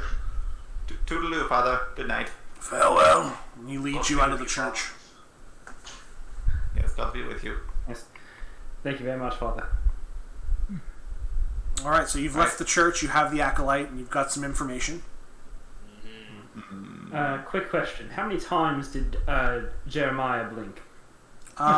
Let's roll some dice and find out. Please do. Alright. More than too many, he gets a smack in the face. 9. He did it 9 times. Wow. Holy crap. His eyes are quite dry. Oh, If there would have been one more blink, you would have been slapped up the side of the face, boy. It was 20 there. Jeremiah. Yes, What, dude? yes, halfway there is bad enough. He was You can blink now, by the way. And you can breathe, that's all. Your teachings are harsh, but also not just. I admire your fortitude in this task, actually, quite, Jeremiah. The boy just shakes. Thank you. Anyway, to the barracks. Let's go find your father. Yes. So you You make just your hear way muttering towards the from behind barracks. you. There are 2 guards stationed outside, and you can clearly see there are lights on inside as well. Just gonna head to the door and All right. head inside. The 2 guards step in front of you. Oi, what's your business? Once again, gonna pull the acolyte up off his feet and hold him in front of him. This is our business. What you want with the sheriff's son? We found him. We're him to return him. Oi, He was out wandering past curfew. fair enough. Take him inside to his paw. Thank you very much. And they step aside and open the door. Alright, so we head inside. Where is the sheriff? As you enter, you notice that it's not a very, big building. It's not very ornate in any way. It's almost like walking into a combination of, a locker room and, an office. You can see that there are weapon racks and armor racks. There's a couple tables with some guards sitting around. And at the far end of the room, you can see what basically it amounts to a desk with a man in armor sitting behind it. He looks similar to the guards you've seen so far. However, there's a sash over his armor that's a bright blue color. I believe we found a sheriff. As you enter, he looks up. Jeremiah, what are you doing and where have you been? And the boy just kind of cowers. Oh my God. I'm sorry, Father, I didn't mean to. And he just starts crying. Oh. What did I tell you about that crying boy? Oh goodness. Please be gentle with him. Hello, Mr. Sheriff. We've spoken with one of your guards earlier today, and taken up the quest of destroying the dead that have been plaguing your town, and making it even grimmer and hollower than necessary. We found your son in the crypt. He was practicing apparently some form of dark magic. He didn't know it was dark. He thought it was gray. But a merchant had tricked him, and now he had brought back all the dead. And now we sure would like some reinforcements to go back in there and complete his ritual so that the dead can be deader. He gets up and he rushes over and grabs Jeremiah by the scruff of the neck. Boy, what have you done? I didn't mean to. I was just trying to bring back my friend. Tell me everything you know about what this boy did. Oh God, that's not going to take long. Well, there was a book that he got from a merchant about a week ago, and the merchant told him it was going to bring back his friend. He was up in there without food or rest for 3 days while the dead were wandering around and wobbling all over the place, and we found him trying to reconstruct it and saved him from a whole bunch of dead people. This is troubling. Boy, you will sit down there by my desk and you will not move a muscle. Understood? And the boy shakes and nods and rushes over to the desk and sits down right next to it. He's huddled over, shaking violently. Mm-hmm. He's going to be a great warrior one day. He's the man of the cloth. I don't think a warrior's the purpose. Like a warrior of evil things. You think you can put an end to this problem of ours? Yes. Of course. We managed to find a tome that he was given by that merchant, and from what we were told, if we are able to complete the ritual, we may be able to reverse this whole situation. And you have such knowledge? Do we have some knowledge? Well, I think You we can all have put our some heads together. I'm pretty sure we have the knowledge right back here. I'm going to point back to Professor Treefella. All right. Then do what you must. I've mustered the guard as best I can. They have enough trouble defending the town. We've had a few of those undead monsters assail the walls already tonight. I can't send anyone with you. A question, if I may, Sheriff.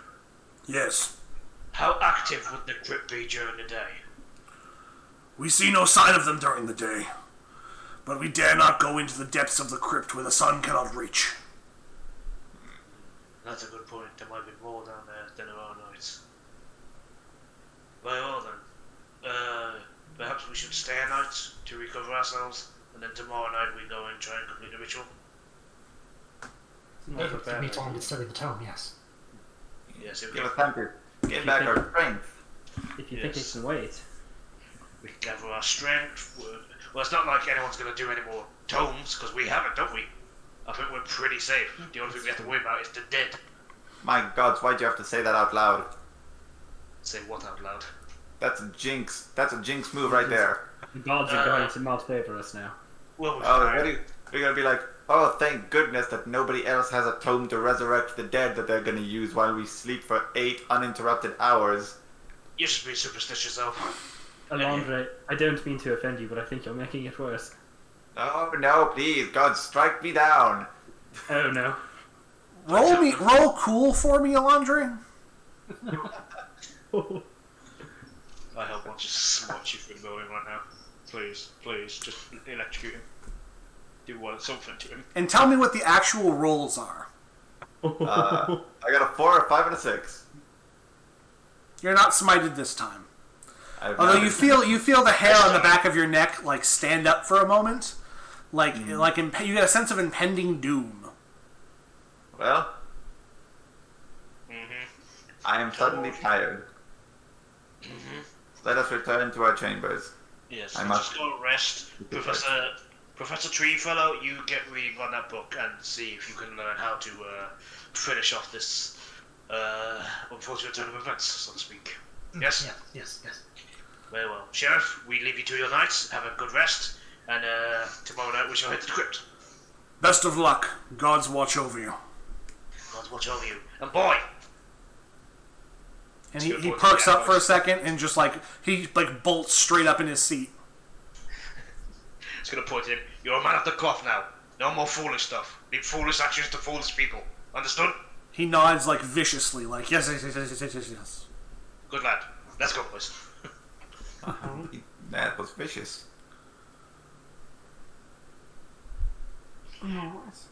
So, do we have a place to stay? Yeah, you have rooms at the local inn. It's nothing super fancy or really private. It's kind of like a common barracks kind of situation. Alright. But you're able to you go back and your stuff is still in your locked trunks where you left it. Your beds are made and ready.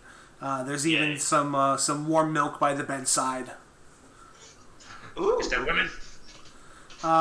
You don't see anyone at the inn besides the innkeeper, his elderly wife, and their young son. Oh. A wife, you see. Oh my god. What? Aren't you supposed to be a person of Yeah. godliness? You're a holy man, Brother Grunt. Fellows, I'm kidding. I find it hard to believe.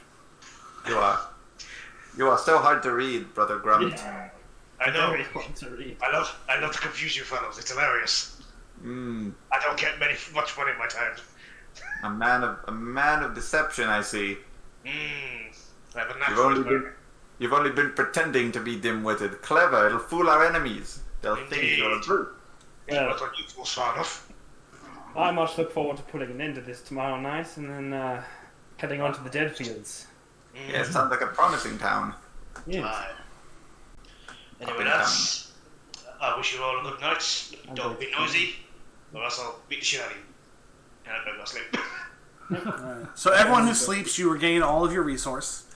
Additionally, if you are missing any body, you get to roll tough and regain twice as much body as you get successes.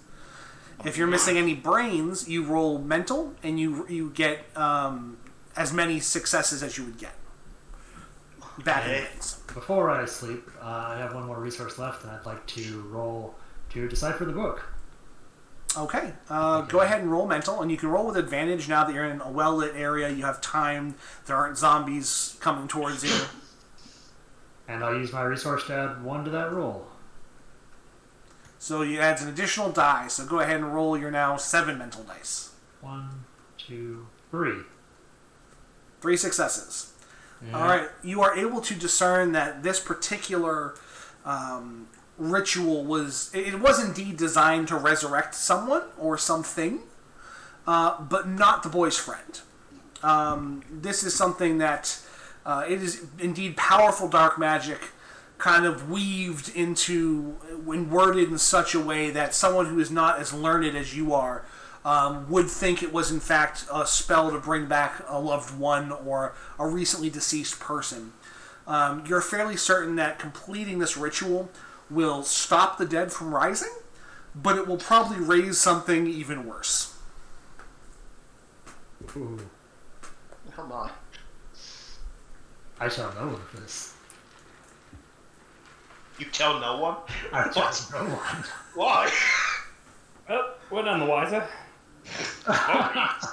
Psychopath. All right. It's for science! So the night passes uneventfully. I must know!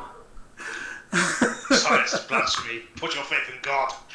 Well, you don't really know that he's doing it, so you can't complain, I suppose. I know, I'm just doing this out of character because it's funny. You successfully make it through the night. There is no more incidents or anything of worry. A few more zombies and skeletons make their way to the town walls, but the guards are able to deal with them successfully. Sunshine rises the next morning, as much as it can in a grim, murky place like Grimhollow, as it shines through the clouds and the overcast. And what would you like to do with your day? Take a very long nap. Dream of women, because I can never have them again. I am going to ask if any of the guards have paint or ink or something I could use.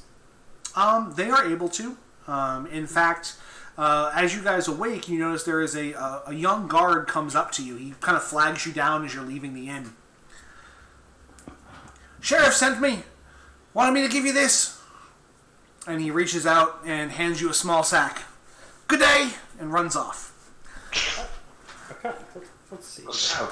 As you What an efficient messenger. as you open it, He must be from Deadfields.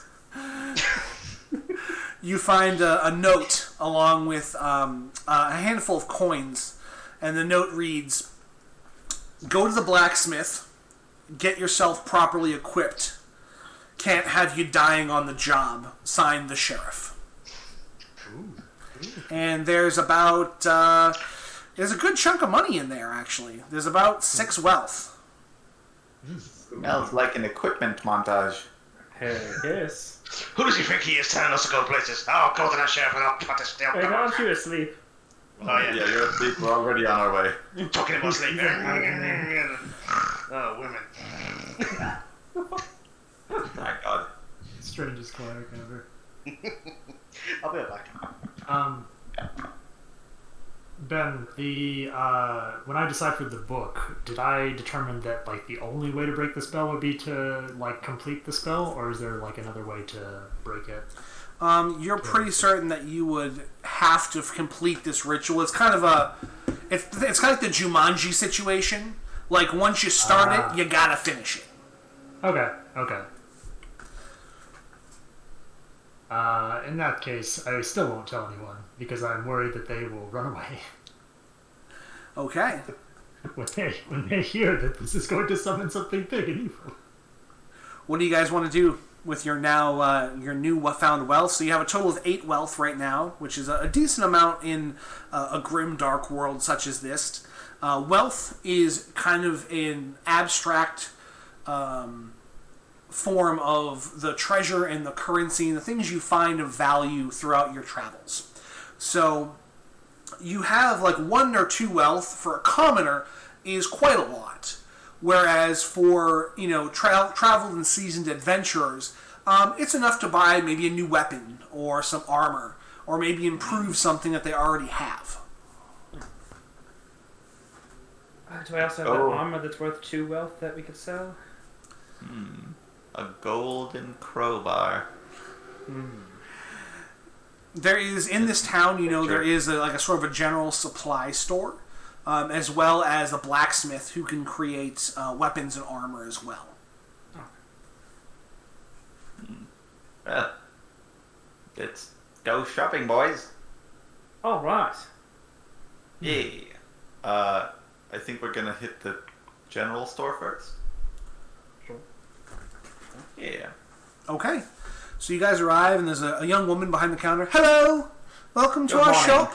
If you have any questions, let us know. She's rather cheery, which is a pleasant surprise in such a dark place. What are you hiding? Nothing? Good. We're here to buy things. Oh, well, please, you have we can use the arrows? business. Do you happen to have arrows?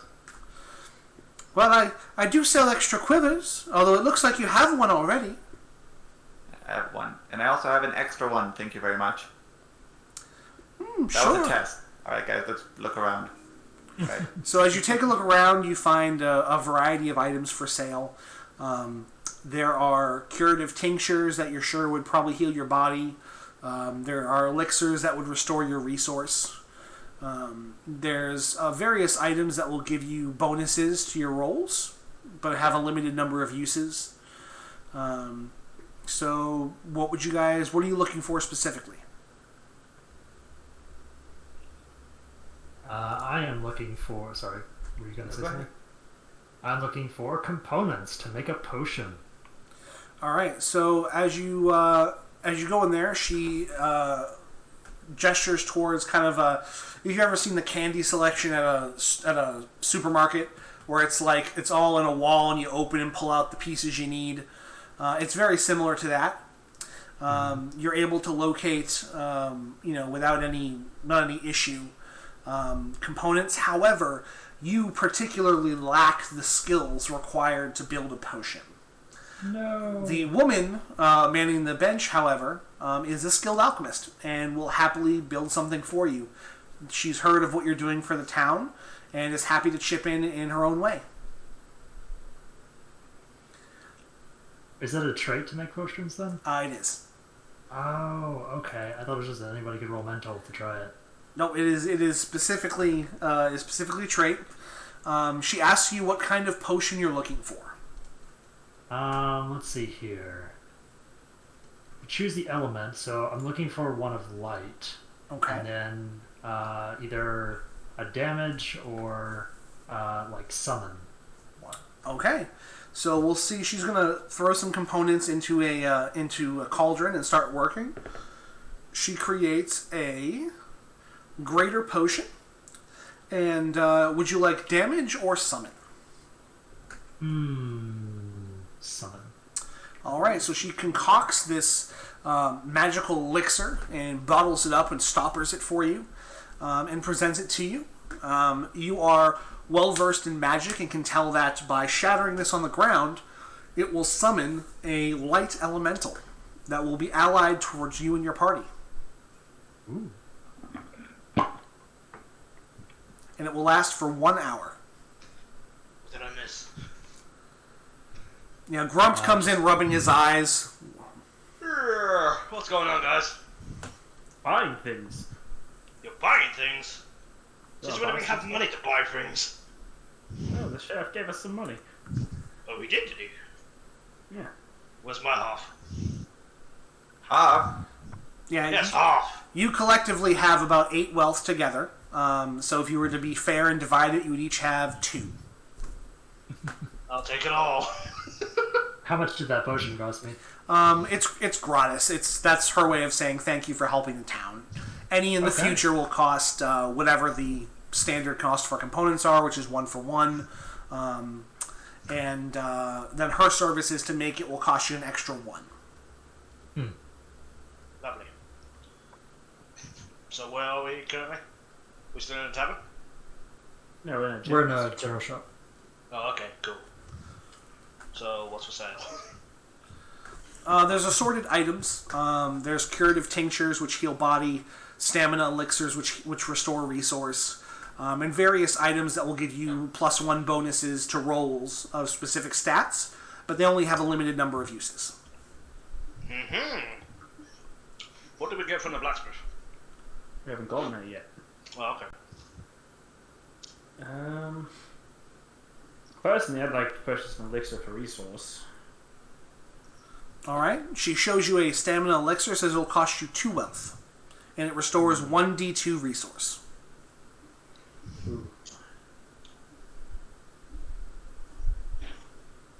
You know... Never mind, madam. I think I'll pass for now. Very well.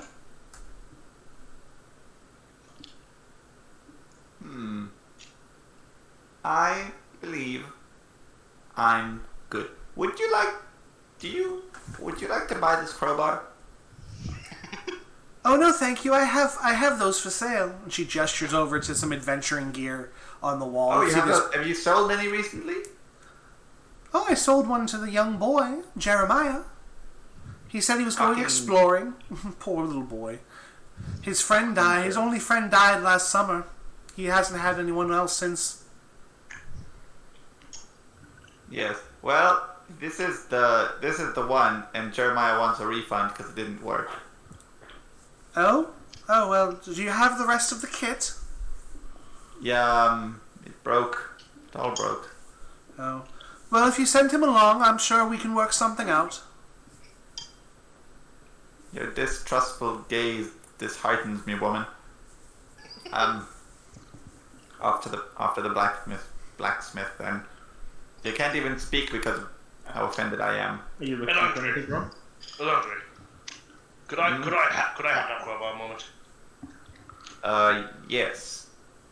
Alright, so I'm gonna take the crowbar. Alright. I'm gonna walk over to the storekeep. I'm gonna kind of lean on her counter a little. Get real nice and close. Make sure she looks into my big, beautiful brown eyes. I'm gonna say, please, madam, if it would not be too much trouble. Oh God, he's trying to charm her. We are very desperate adventurers ourselves, and anything you could do for us would be very, very greatly appreciated. And I personally would be very, very happy to repay the favour. Did he just call us desperate? Go ahead and roll social Yeah, for trying me, to brother. convince someone better than me. At least Am I rolling, sorry? yourself in that. Roll social. Social. 2 successes. She blushes for a moment, looking at your strong half-orc physique, and she reaches under the little desk thing she's behind, and she pulls out a small vial and hands it to you, and gives you a little wink before she rushes off. And as you look down, you see you've been handed a stamina elixir. Awesome. That worked. That worked. That what? So I'm just gonna grin. I'm gonna turn to the rest of the group and just grin at them and then just walk out. How are you a holy man? What is holy about you? That's for me to know and for you to figure out. Is it because you're full of holes? Because of arrows that people shoot at you in combat? Is that? No. You're hilarious. To the blacksmith then. All right, so you guys, you make your way over to the blacksmith, and he's very busy. He's currently putting together weapons and things for the local guard, reinforcements for the walls and the doors. He greets you as you come in. Hello, come in. I'm busy, but what can I do for you? Cheerful crafting, fellow person. We are here to seek aid in our quest to rid the town of its dead, and we could use some equipment, weaponry, what have you to offer. Show him the note. Oh yeah, I have a note. I'm fumbled for the note. Here it's a note from the sheriff. It's very esteemed. Oh yes, he told me he sent you some coin and will send you my way. Yes, indeed. Well, take a look at my wares. I've got plenty for sale. Weapons and armor galore. Is there anything that is improved from what I have? So if you take a look in chat, I just dropped over in Discord a picture that shows weapons. Oh, I didn't see that. So when you buy a weapon, you get to build it, basically, by choosing how heavy it is, which determines the type of damage it does, the type of weapon, which determines its range, and then tags, which may give it additional features. So you basically add up the total cost, and that's the cost of the weapon. For today's sake, we're going to say you can literally make any combination on that sheet. And he will have it in stock. Ooh. Goodness me. Who wants a heavy melee vorpal sword? Oh my! I mean, It cost us everything. you got 8 welts? We do actually. We didn't spend anything in the other store. I mean, we haven't. Do you guys want to share like a ranged, piercing, powerful, heavy crowbar or something? So I have 2 gold. I feel like it only benefits you. We'll be unstoppable. Well, you will be. Right, boy, you could all carry me, and then we'll be collectively unstoppable. You can chuck me at danger. I'd very much like a 2-handed weapon, but I only have the 2 gold. So, if you wanted to do a heavy melee weapon, it would cost you precisely 2 wealth. Yeah, I don't have one. But I won't be able to add a weapon tag onto it. Or can I just have it? Well, you could do, for example, a light-weighted melee weapon, which would cost you 2. You can only attack once per turn, but it does plus 2 damage. I would very much like to hurt things. I can dual wield? Oh shit!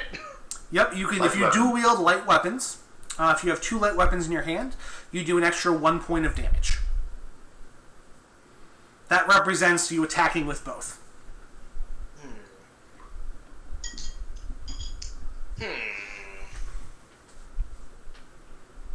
Can I add an attribute to a weapon that I already have? Could you improve my shiz? So you can't improve something once it's made. It has to be built that way. Because it has to be forged and enchanted from the get-go. Must be built different. So, could I theoretically make a medium weapon and a throwing weapon? You can have a medium thrown weapon, yep. No, I mean, like, can I have one weapon which would be my medium Mm-hmm. for deeper damage, but then have a light weapon that I can throw? Oh yeah, you could do a light thrown weapon for one, and then a medium weapon for up close combat. And that would cost you 2 wealth total for both. I would very much like to do that. Okay, so you pick through the wares and you find yourself a fairly hefty weapon. What type of weapon would you want it to be? It's going to be a 3-headed flail. Alright, you find a vicious looking, not vicious, but vicious looking, 3-headed medium flail. Alright. What kind of thrown weapon would you want? I'll just have some simple throwing daggers. Yep, you find a full set. They attach onto your hip like a holster, so they're within easy reach. Nice. Alright, you guys have 6 wealth left. Personally, I would like to go for a light-weighted sword if you had one. Absolutely. You suss through everything and you find this. It's short, but it's thick. It's like a cleaver, almost. Ooh. Ooh. I'll take it. That costs you 2, so you guys are down to 4. Prepare to be cleft in twain, villains. Gonna cleft some motherfuckers in twain.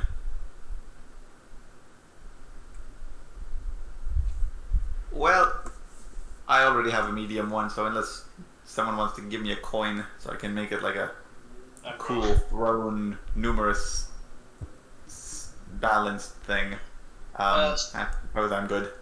DM, quick question. Sure. So on the throne, it says 5 plus ammo. Is that how much ammo I have? No, so after every attack you make with a thrown weapon, you're going to roll a d6. On a 5 or more, you have more of them to use that fight. On a 1 through 4, you run out. Okay, cool. Awesome. Okay, gotcha. Carry on, lads. Well, I've got my weapon, so if you want, you may share in my share. I just woke up. I haven't got my speaking skills on yet. We noticed. Yeah, I know we know. Suppose You found something better than me. It's the only one explanation. I suppose you're just now waking up 24 hours of the day. don't like this. You can't share in my share. And I already bought mine, so. Yeah, keep telling yourself that. So Alright, wait, thank you, blacksmith. So wait, do you have 2 coins? Yes. Could I have them? What do you want it for? You can only get like a normal heavy thing. Alright, I can't get it now because I've already got them. Never mind. We've already got your thing. I was going to add Blacksmith, I was going to add a weapon tag, but I can't now. It's fine. So I'm the blacksmith. yes. Are you interested in this crowbar? He gives you kind of an incredulous look, like, really? Like, he It gestures has been gestures painted. around to the slew of worked metal around him that function as crowbars, and just kind of shakes his head no. Although he does point to Sir Roderick, the paladin, and he says, I think I've got something you might like. Oh.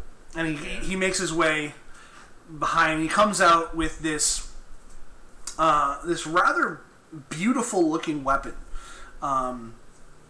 It is a beautiful longsword. It looks incredibly sharp, but it also looks quite heavy. So he is offering you a weighted, sharp, light melee weapon for 4 wealth. For 4 wealth. Yes, I'm so for this. Let's do this. All right. So you exchange it. So you now have this hefty, curved, beautiful longsword. It's only about 3 feet long versus like a full-size sword, but it's thick. It's got that girth. Okay. So it's How going to many do. C's are on it? It's going to do D2 damage. It's going to do plus 2 damage. You can only attack once per turn, but it does ignore 1 armor. Alright. Got it.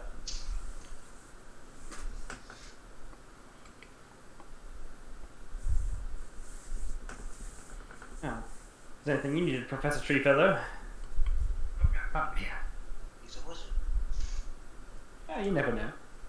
I've got this as a backup, and I pull out what is essentially a kitchen knife. Chuck.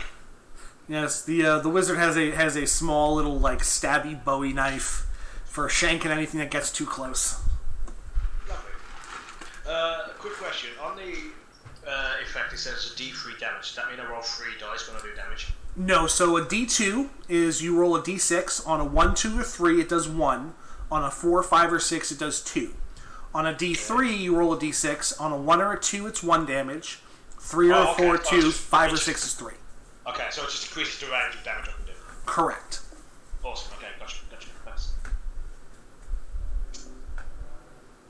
Well, if there's nothing else, lads, should we press on? I'm all about it. Let's go. So, All right. gander till the night, I suppose. Now, would you like to head out during the day and head to the cemetery, or do you want to wait till night? We should probably wait till night, considering there'll probably be less zombies at the night time. What? How? What did you just say to me, to my face? Because they would have left the crypt to attack the village. So we're just gonna let them do it? Well, do you have a better plan? Yes, let's go right now. You weirdo. To a crypt that's probably already filled to the brim with undead. You Yes. want to go there now? Yes. Whilst To point it's out that full of undead.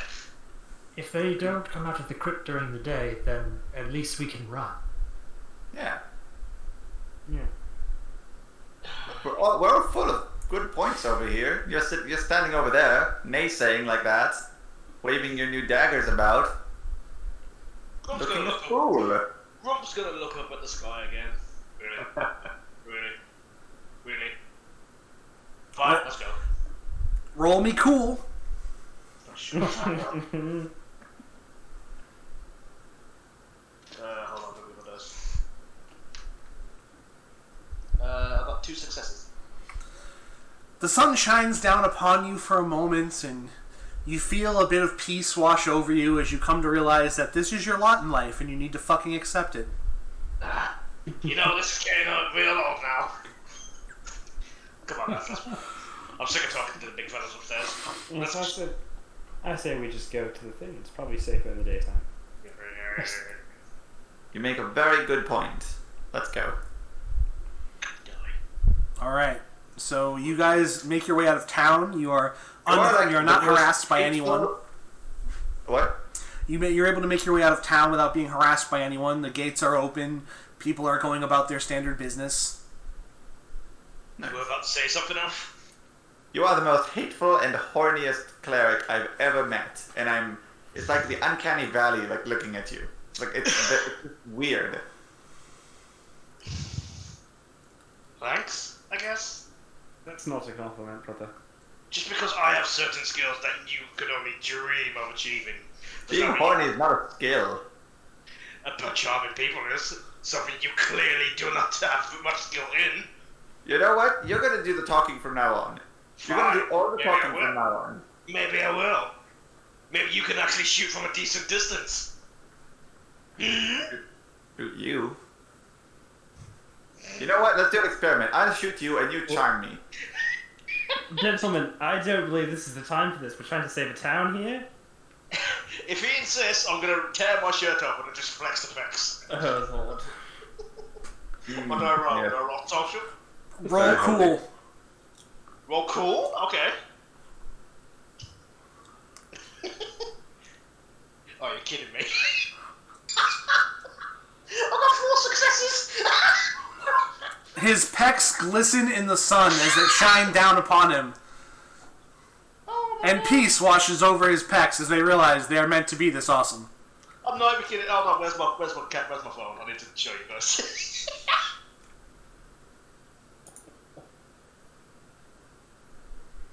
He's wasting all his good rolls on. I am. I'm gonna die. I'm gonna go and die now. No. See you guys later. Alondra, are you mesmerized by his pecs? Because I sure am. You are partially mesmerized. You're very impressed. Despite your anger, you're like, dude's kind of ripped. You know what? I can see where the clerical holiness is going.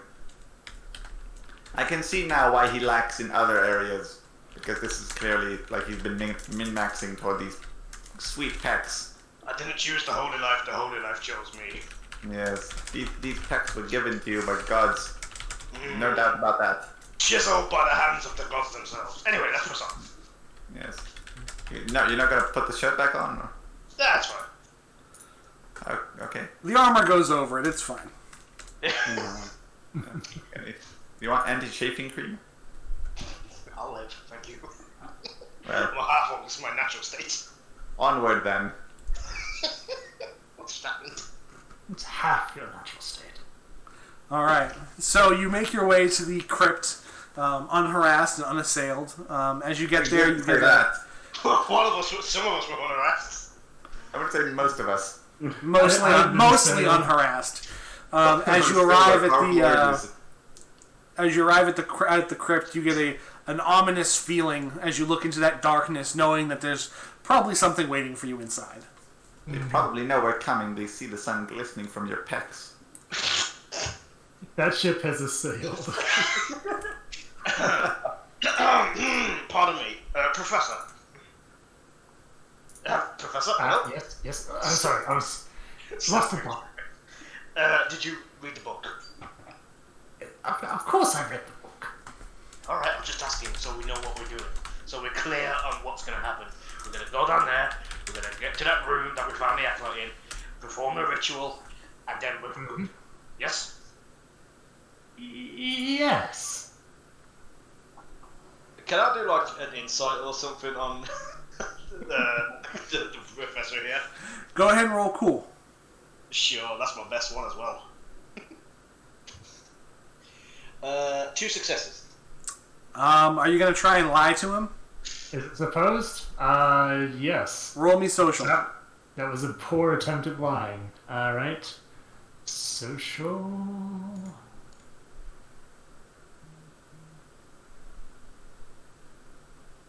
Hold on. I accidentally rolled one less than I had. It is 1 success. You think Treefellow is holding something back from you. It's going to shut my eyes at him. And I'm not going to say anything. Just going to give him that dad glare. us press on. I'm gonna light my torch and I'll head down first. All right, so you head down in with your your pecs are glistening from the torchlight, Goddamn right they are. and you make your way deeper into the crypt than you were the first time. Eventually, you find yourself in a very large chamber with a sarcophagus, like kind of set into the ground in the center of it. That's not ominous at all. Yeah, you can see it's currently like pulsing periodically with purple energy. Any theories, lads? Are you sure completing the ritual will be enough to stop this? I would be prepared for anything, to be honest with you. You don't say. Alright. Everyone's staring at the professor again. Then I guess I'll stand at the ready if this goes wrong. Rob's gonna make sure the door to the exit is very wide open and kind of pried open by like a piece of rock or something so it doesn't slap shut on us. Just in case. Okay. The pathway behind you is pretty easy to access. There's no real like obstacles, no real doors or anything. Once you're in the crypt, it's really just hallways. So, Okay, good. And we didn't see any undead on our way in here. you didn't. It looked, from what you could tell, like most of them had already been animated at some point. You're kind of guessing at this point, 3-4 days in, most of the dead have probably risen and left. There may be some more, but at least right now you don't see any, and none seem to animate as you walk past. They offer no own adventures like us. I'm so proud. Of the Any- undead. I'm kidding. Good luck with guts. Professor, go ahead and do your thing. Alright. And I'll put the book... well, I don't want to touch the pulsing tomb, but I'll set the book somewhere and hold it open and do the ritual. Okay, go ahead and roll me mental, and you can roll this with advantage because you have had time to study the book. Alrighty. We'll just keep an eye on the perimeter. Meanwhile, slowly patrol back and forth with the torch. It was 3 successes. So you take the book, you open it up, and as soon as you do, it kind of, this ominous kind of wind, like, throughout the crypt. Your torch flickers for a moment, almost as if it's going to go out. And then you begin to read your way through the ritual. And as you do, the pulsing becomes stronger and stronger until eventually you see that the book itself is pulsing now. And the energy from it seems to launch into the air, crash inside the sarcophagus, and it suddenly explodes in a burst of bright purple necromantic energy. And from it rises this floating figure, this skeleton clad in robes with a staff in its hand and almost like a crown upon its head. Fools, you have disturbed my rest. Now you will die. Wait. One thing. Before you kill us, Almighty One. If you try and sell him the fucking crowbar, I swear to God.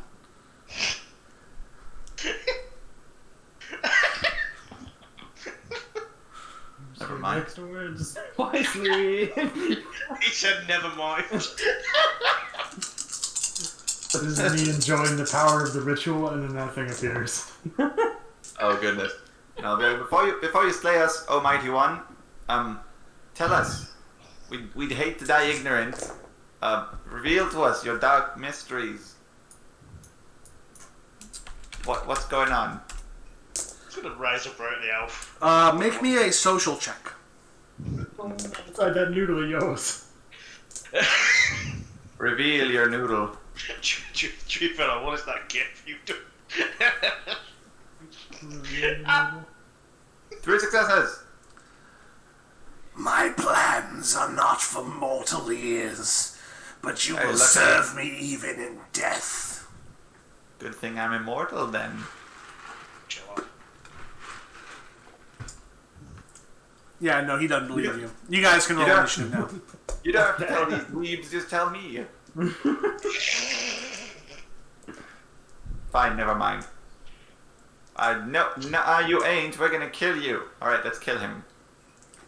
Let's smash his head, shall we? I was Also, gonna go for more Tree graceful. fellow, we need words later. Oh, I have so many words. Oh, I'm sure you do. Words. Let us go on then. So, initiative? Yes, Yeah, initiative. backwards. The best words. All right, Grumps, what do you got? Hold on, I'm rolling.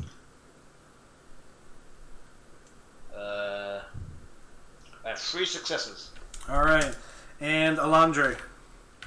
I got 1 success. All right, Tree Fellow. 3 successes. Oh, look at you guys getting all fancy. Roderick. 3 successes. All You right, all. nice. The Lich got 6. Oh, he name dropped the boss.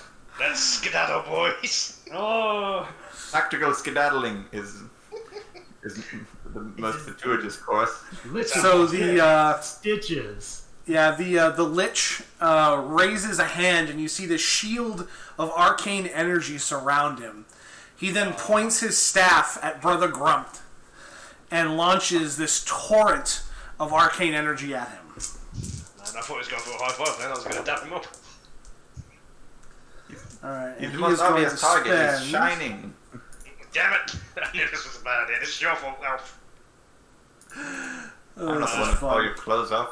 Okay, so what do I do? You are maybe die in a second. We see. Please don't.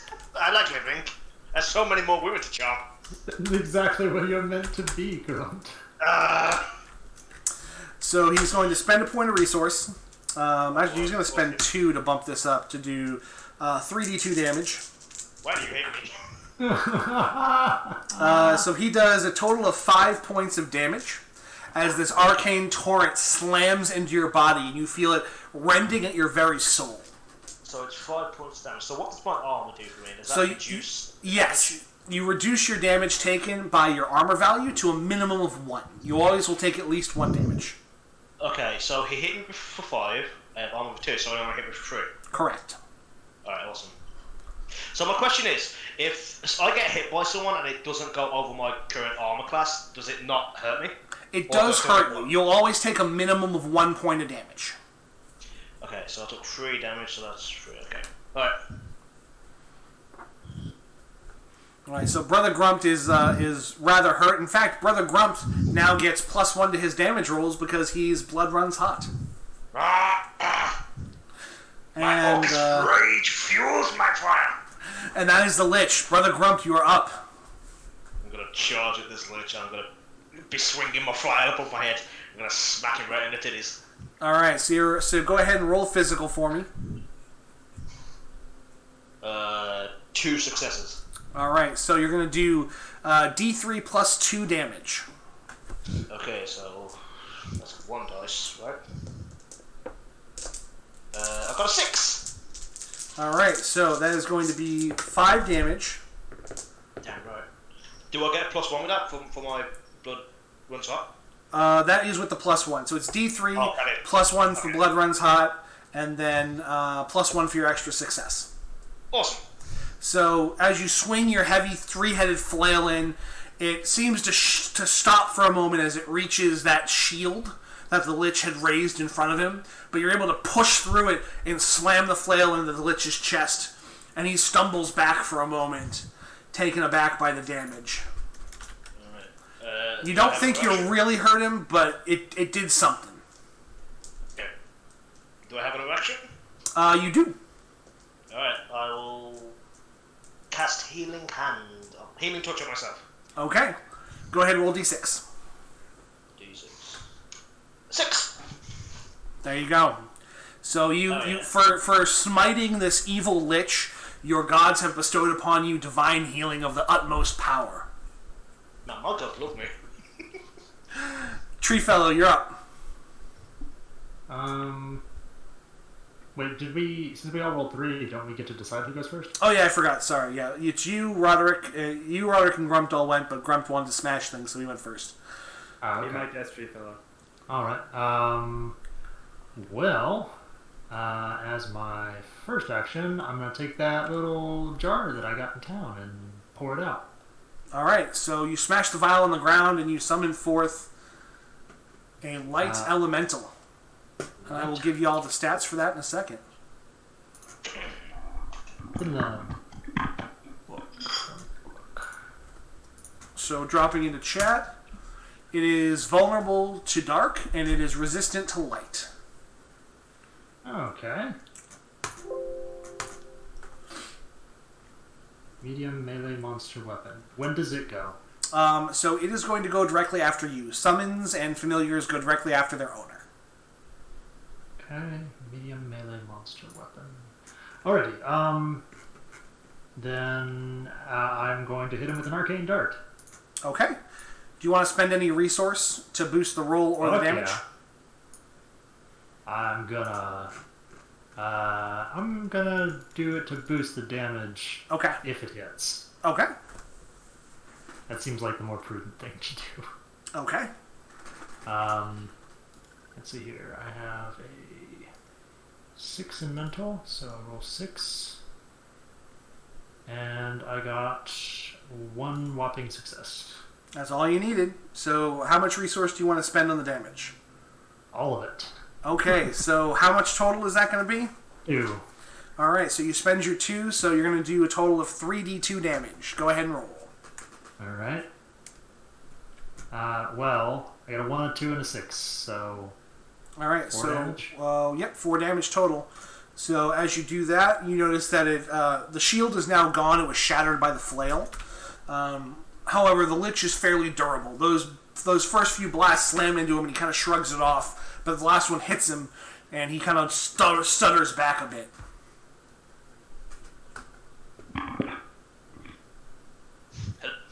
Back. Alright, your elemental is up. Alright, let's see. It's going to charge the thing and attack, because I think it's a melee weapon? Yeah. Mm-hmm. So that's 3.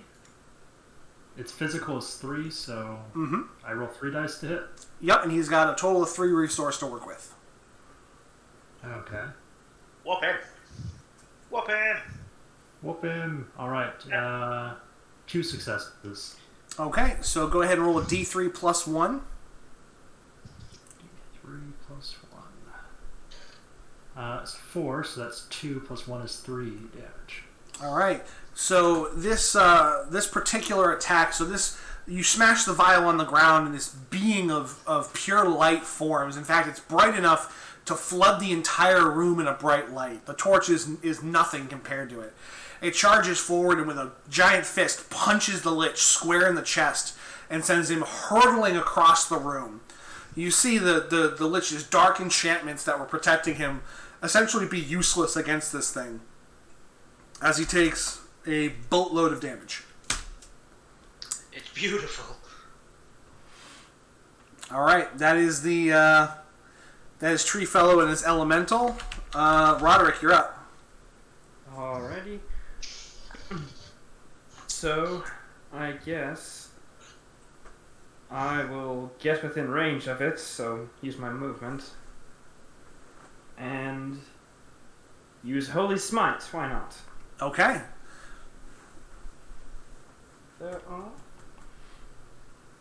So you're succeeding on a 4-up. Yep. Alright.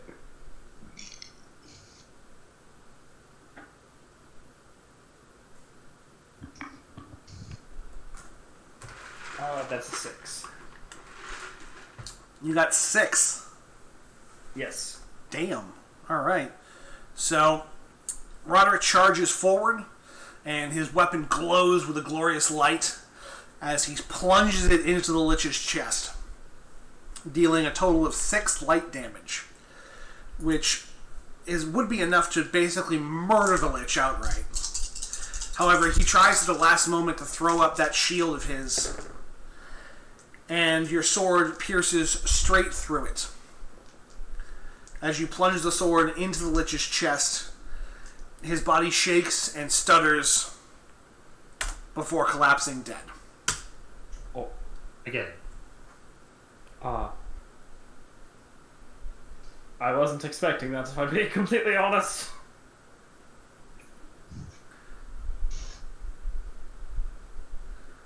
Quite a loss for words, actually. What do we do about this, gents? I do believe we have thoroughly given him a whooping, gentlemen. Wait, I think we've succeeded. just to Ogleby didn't even get to whoop him. Just to clarify, so I rolled my physical for that to hit, and I got the 6. You got So did you get 6? Did you get a single 6? Yeah, a single 6. Oh, never mind. That's different. Okay. Yeah, I was like, this doesn't. I don't know. Okay, no, then retcon. You didn't. If you did, I was like, that's a lot of dice. How's he rolling that? Did he spend resources? You plunge your sword into the Lich's chest, and he howls in pain as the light burns away at him, but he is still alive. Okay. My apologies. Should have said 1 success and not 6. That's my fault. No worries. Alondre, you're up. Oh goodness. You have a Lich. You have Roderick toe to toe with a Lich. You have a light elemental standing in the center of the room, basking everything in a bright glow, with Brother Grump by his side, and you're standing there with your bow, like, all right, let's do this shit. Throw your club at him. All right, I'm gonna. Oh goodness.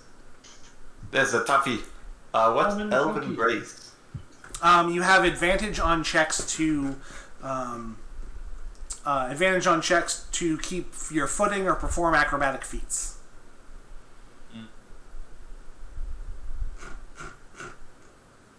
Useful.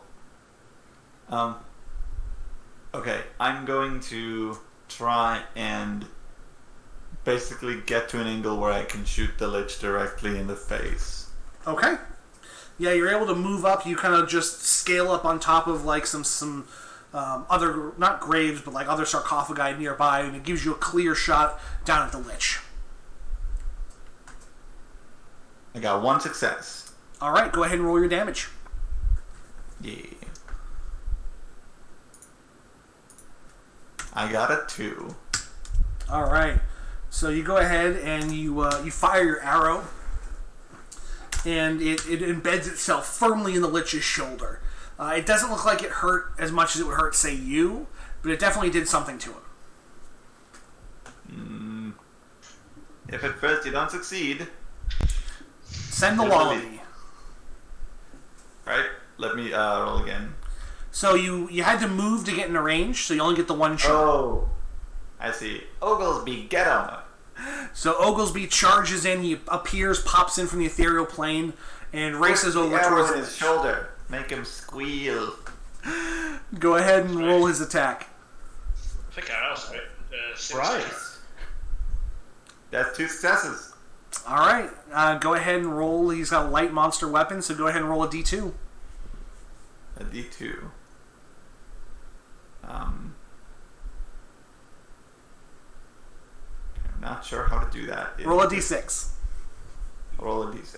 If it's a 1, 2, or 3, it does 1 damage. If it's 4, 5, or 6, it does 2. It did 1 damage. Okay, so 1 plus the 1 from the extra success. So the wallaby, your Ogleby charges over, jumps, and basically just lands right on that arrow and shoves it deeper into the Lich's shoulder with a powerful thud. Ogleby loved the taste of blood. So the Lich is up now. The Lich is not happy, specifically at Roderick. So the Lich is going to use Arcane Blast. Yeah. Get him, not me. So I don't have enough dice for this, so I'm gonna have to re-roll some stuff. Brother Grump, blind him with your pecs. This is where I die. Rips his shirt off. Distract him. Charm him. Charm him, Do Grump. peck pops. Gaze upon my magnificent Left, right, boom. Seduce him. So the Lich raises his hand and points it at Roderick, and this burst of dark necromantic energy, this wave like a shock wave, hits you square in the chest and sends you flying backwards about 10 feet and knocking you prone on the ground. You take 6 damage. No. Sir Roderick. The Lich then floats up into the air, reaches out his staff, and unleashes an arcane dart. Oh dear. You're alive, Sir Roderick. Sir Roderick, speak to us. Whoa. Ma. Oh goodness, he's got delusional.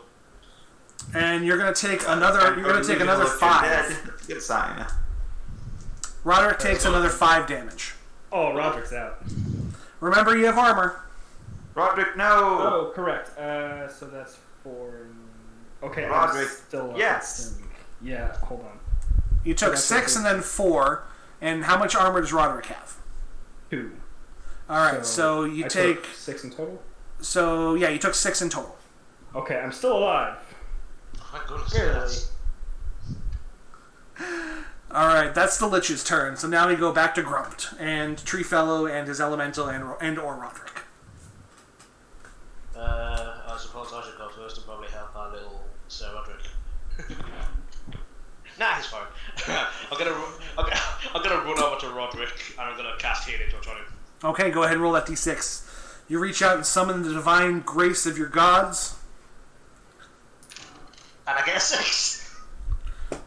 And for smiting the Lich with his holy sword, Roderick is infused with healing energy and brought back from the brink of death. Oh, thank God. Why the fuck am I getting such good rolls? This is scary.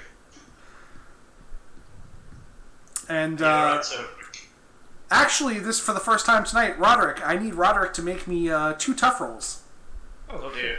because he suffered injuries. Yep. Oh boy.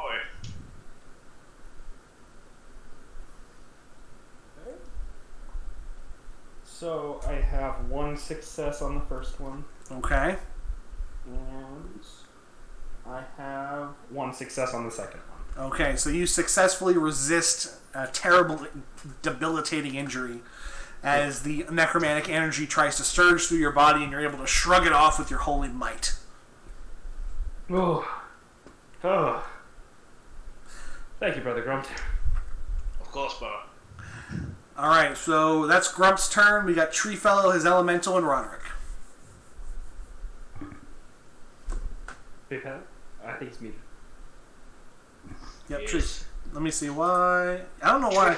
Something's happening where people are getting server muted for no reason, so I'll figure that out later. What it was is I tried to click on the chat channel up there, and I accidentally clicked on One Shot Fate, and when I left the channel, I became muted in here again. That's weird. Anyway, yeah, I've been able to talk this whole time. Welcome back. Shoot, I guess I better beat the crap out of this dude, huh? I would hope so. It's magic time. All right. It's magic time. Arcane Dart, let's go. All right. Boy, 2 successes. Okay, go ahead and roll your damage, and how much do you want to pump it if you're out of resource, so... Yeah, I'm out of resource. Okay. So, it's 2 damage for the first one. All right. And the second one, oh my goodness. It's 1 success. I rolled 4 ones. Oof. All right. So you slam 2 arcane darts into the Lich. They both seem less effective than you'd like. That dark necromantic armor he seems to have, those sigils on his body seem to be protecting him from most of the damage he'd be taking. And the second one also does 2 damage if it matters. Okay. All right. Now it's up to the your elemental friend. Elemental. And boy howdy, is he chock full of resource for some reason. Okay. He's going to smash, 'cause that's what he does. All right. So you send him charging forward, and once again he tries to punch the Lich. He rolled 1-5, so 1 success. All right. So go ahead and roll a d3. This elemental smashes and you say I'm the holy one. So a D3, so D6, and then I'm gonna throw all of his resources into this one. So you can't throw them into a damage roll.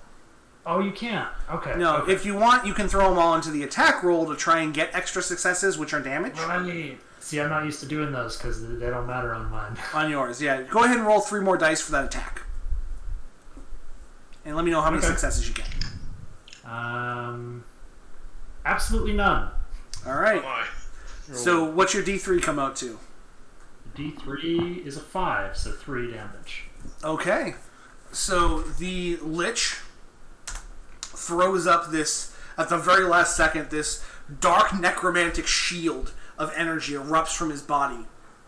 And it softens the blow, but the blow still makes it through. Once again, this massive light form just smashes through it and slugs the Lich again, and he knocks him back another 10 feet into the wall again.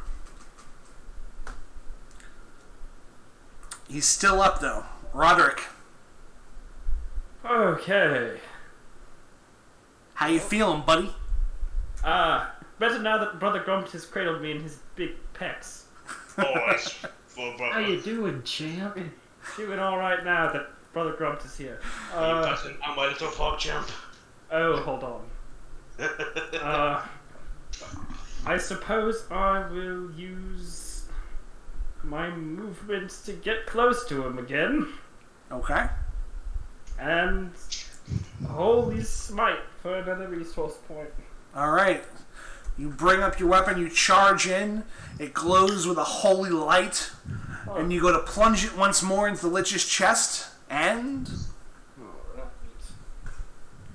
See if I can say the result correctly this time. And remember, you can roll cool instead of physical, so you get 4 dice. Okay. That is 2 successes. All right. Go ahead and roll the damage for your weapon. Alright. So that's... So it's 2 successes, so you get the extra 1 for the success. Yes. It's weighted, so you get 2 more, so you're at 3. Alright. You're going to ignore 1 point of armor because it's sharp. And then you get to roll a d3 to see how much damage the weapon does on top of that. Okay. So 3d2s plus 2. No. You just flat out do 3 points of damage because it's plus 2 damage because it's weighted. It's plus 1 damage because you had an extra success. It's sharp, so it's going to ignore 1 point of the Lich's armor. And then the weapon itself does d3 damage. Okay, yes. Alright, well that's a 4 on the d6, so... That's 2 more, so that's 5 points of damage. The Lich, almost helpless, tries to throw up that shield once more to see if he can absorb this radiant damage without dying. And fuck does he roll well. Oh. I rolled 3 6s and 2 5s on his arcane shield check. Well, that's fair. Yeah, That's he, pretty nice. so you go to charge in, and with all the energy that the Lich has left, he focuses this sphere of dark energy, and your sword like reaches out to try and pierce it, and there's this moment where it ripples, like you're trying to tear through the fabric of reality itself, before you're both blasted back another 5 feet away from one another as the 2 energies disperse. Ooh. Well, that's all I got. Alandre.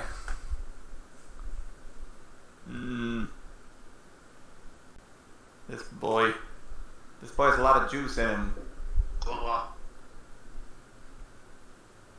Alright. Is Ogleby still there? Ogilby is still there. Is he still clinging to the Lich? He'd have to move to get to the Lich. Lich got knocked back a couple times. Okay. I want to try and shoot the arrow further into him with another arrow. Okay, go ahead and make me a physical roll at disadvantage. But I'll double your damage if you hit. Ooh.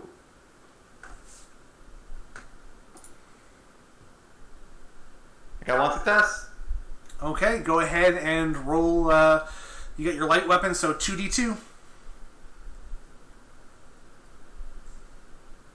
That is 1. That is 2. I rolled D6s for those, and I got 2 4s. All right. So that arrow sinks, basically splits the first arrow, and digs into the Lich, and he howls in pain. But he's still alive. Damn you! Why won't you die? Again. What's your problem? I hope you're one of the kills him now. Will you tell me your secret now? Never! Fine. What, are you talking to me? No, he's No, talking to the Lich. That's yes. Talking to the Lich. Like, what's your problem? I think we're beyond negotiations, not yet. Fine.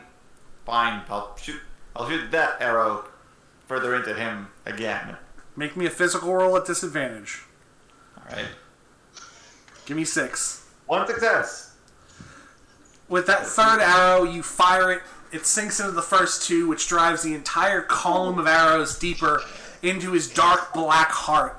And in that moment, you see this purple light in his eyes fade as his bones crumble to dust. Liches get stitches. Heyo. Nah, I didn't feel good about that one. I'll think of a better one later. Oh, come on, that was good. High five, come on. Oh, fine. I'll give it. Yes, come on.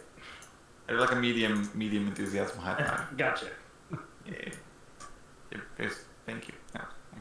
Well, that was certainly exciting. Come here, Who though. could have seen this coming? Not I. Yeah, there was a No. moment there I thought I just instantly killed him, but like, he's tricky. Yeah, it feels quite deceptive. Very strange. So, as the Lich dies, you notice, Brother Grumps, you and Sir Roderick feel it kind of on an emotional, spiritual level, and Professor Treefellow, you sense it on kind of an arcane level.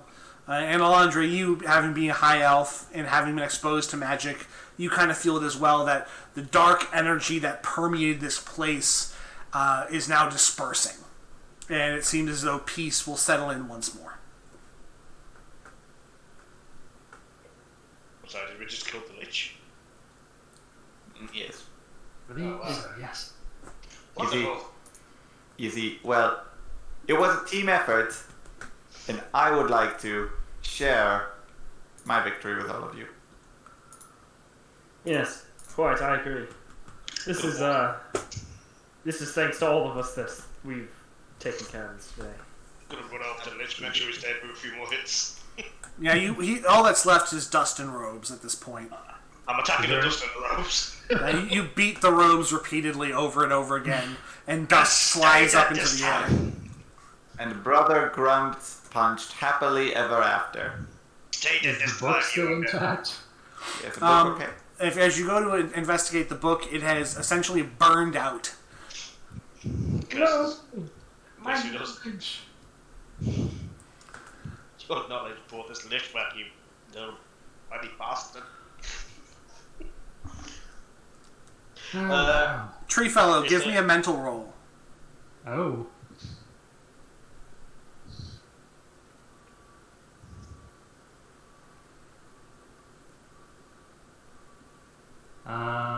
Three successes.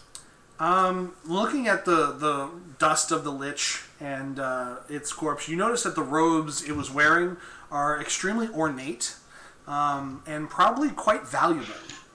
Wait, Grump, stop! Nay! No, those are worth a lot of money. He stops halfway through a swing for money. Yeah, normally those robes would be worth about 5 wealth, but after the beating you gave the Lich and Grump going crazy on him, they're worth about 4 now. Oh dear. God damn you, Brother Grump. I'm gonna pick up the robes and try and dust them off as best as I can. Get You're rid of so those- unbrotherly. All right, you're able to dust off those robes and tuck them away safely into your satchel.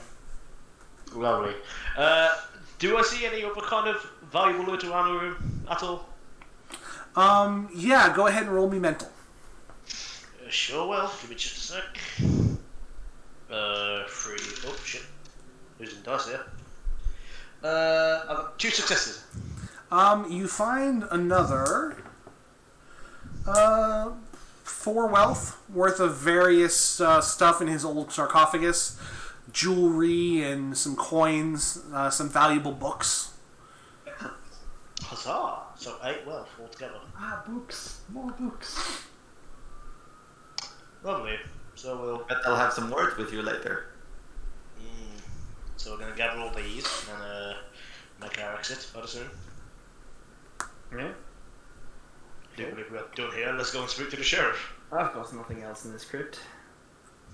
Wait. Huh? No, okay, never mind. Okay, alright. Let's go. Let's leave. All Thought right. you were onto something there. So you guys are gonna me head too. out. I had like a tingle, but then it wasn't. It was like a normal tingle. Like when I drink too much cough syrup.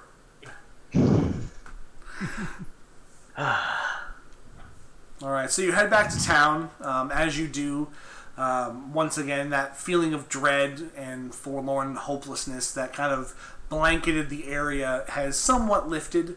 Grimhollow is a tiny bit less grim or hollow today. The sun is shining just a little bit more through the overcast clouds. And as you arrive at the city gates, you see that it's almost as if everyone knows things are going to be okay. The village is bustling a little bit more than usual. And you can actually make out the sheriff kind of in the center of town discussing something with a fellow guard. We're going to approach him. Gotta wipe him down. Sheriff? Sheriff? Yes! You have returned, I see! We've returned. We were successful, and we have saved the town. Tell me, what did you find? Yeah. What? Tell me, what did you find? Oh, there was a lich. By the gods, a lich? Yeah, we fought the lich. Don't worry about it. It was like whatever.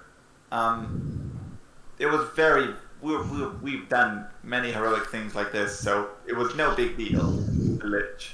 As it turns out, Sheriff, the tome that your son was reading was supposedly a ritual to bring this undead lich back.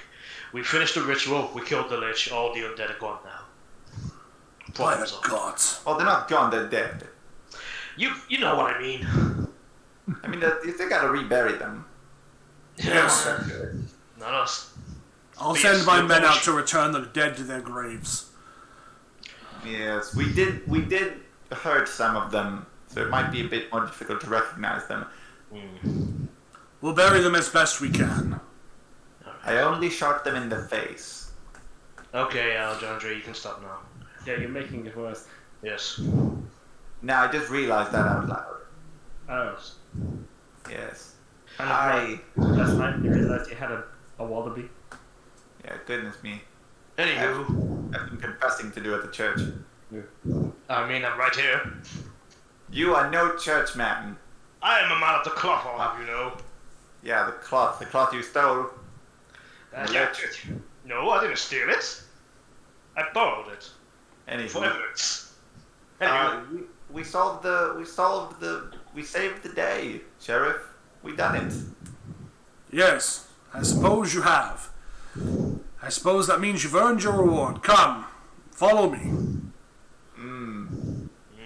So he leads you back to the barracks. You enter, and inside he goes to his desk, pulls out a drawer, and removes from it a very hefty coin purse. I believe this will suffice, and he tosses it over to you. As Treefellow catches it, he kind of doesn't expect the weight, as gold is quite heavy. Oh, my back. Oh, our poor gnome. Oh dear, are you okay? I'm quite, and then my knees collapse. Oh goodness, I'm gonna take it from him. Yeah. Poor guy. You're guessing there's about 4 wealth worth of gold in this bag. Okay. So we have 12 gold in total to share amongst each other. Oh, we spent something. Yeah? No, this is the gold we just got. Oh, I'm sorry. I know what you mean. Never mind. Are you alright? Yeah, And no, it's been a long day. And I've got my 2 that I never spent. So 16. Indeed. We can buy a fine horse and carriage and make our way to the bustling, industrious town of Deadfields with this. Sure. We So can that, start business there. Right, so, first and foremost, let's go and sell this robe. Can we just split the wealth here and now? So wealth you can kind of divide up however you want. For the robes themselves, it's kind of like party loot until you can find a way to sell it. Part of the issue that you may run into is in this particular town, you're trying to sell them their dead friends' valuables. Oh no. I didn't. Also, finding someone who will buy the robes of a lich might be a little more difficult. Whose dead friend became the lich? That's what I want to know.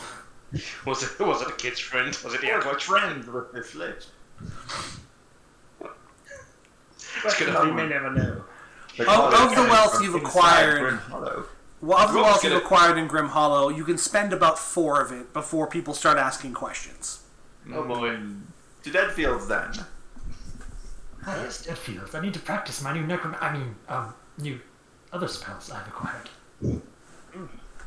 That's not ominous. Once again, we'll stare at the goddamn no. Don't think I don't know what you did. I just whisper back. The only cloth you're a man of is bed sheets.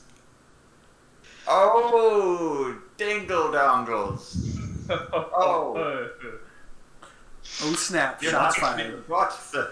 Excuse me a moment, Professor. And Grump's gonna look up at the sky and just gonna, raise his brows a bit.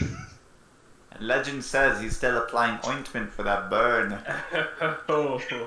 Like Grump's expecting the gods to know exactly what he's wanted them to do right now. Roll cool. I sure as hell will. You better hope I don't roll good. It's better be my one total roll. At disadvantage. Yes. How do I do disadvantage? Sorry? 6 only. You gotta get 6s. I got 2 successes. You said that as I rolled, so I had to check what I had. So, Tree Fellow, you have a moment where the sun shines down on you. There's peace and calm. And you get the feeling that you should shut the fuck up. Take 1 brains damage. This is so weird. Did anyone else just get a shiver and like a weird feeling that Brother Grump should shut the fuck up? I had like a weird, like an ethereal moment. Yeah. I'm not a religious man, but Push you like elf. Alright, I so finally took damage. you have successfully saved the town of Grimhollow, reaped your rewards, and you have your next destination. That, my friends, is the end of this particular session of Torch and Dagger. Deadfields. All right. What did everybody think? Yay! That was really good. That was delightful. That went about as terribly as I hoped it would. I really enjoy how snappy combat is, because Yeah. combat can be a real drag in 5th edition. Yeah. I do enjoy how lenient you are with the actions we can do. That's- Such as a man of the cloth flirting with a general store owner. My general rule of thumb is always say yes, let them try. Okay. Let the dice decide, and go It from worked there. out. Brilliant. I had a lot of fun with this. I didn't think I'd enjoy it at first. But it was good. Very fun. Well, just wait till we do your setting, Nemo. What? Just wait till we do your setting. Oh god. I can't wait for people from your game to chaotically fuck up my world. And you know what? The most important thing about this game, we still have the crowbar. That is Right. true. Yeah, we do have the crowbar. Mm. That was the real reward all along. And the real treasure, but the crowbar we made along the way. The crowbar was stolen. The crowbar we made along the way, I like it. I'll get a t-shirt made of that for everybody. Well, this will be hopefully this will be coming to Kickstarter in December of 2021 and in the hands of folks in early 2022. So we'll do a few more play tests and see if we can break the game a little bit more.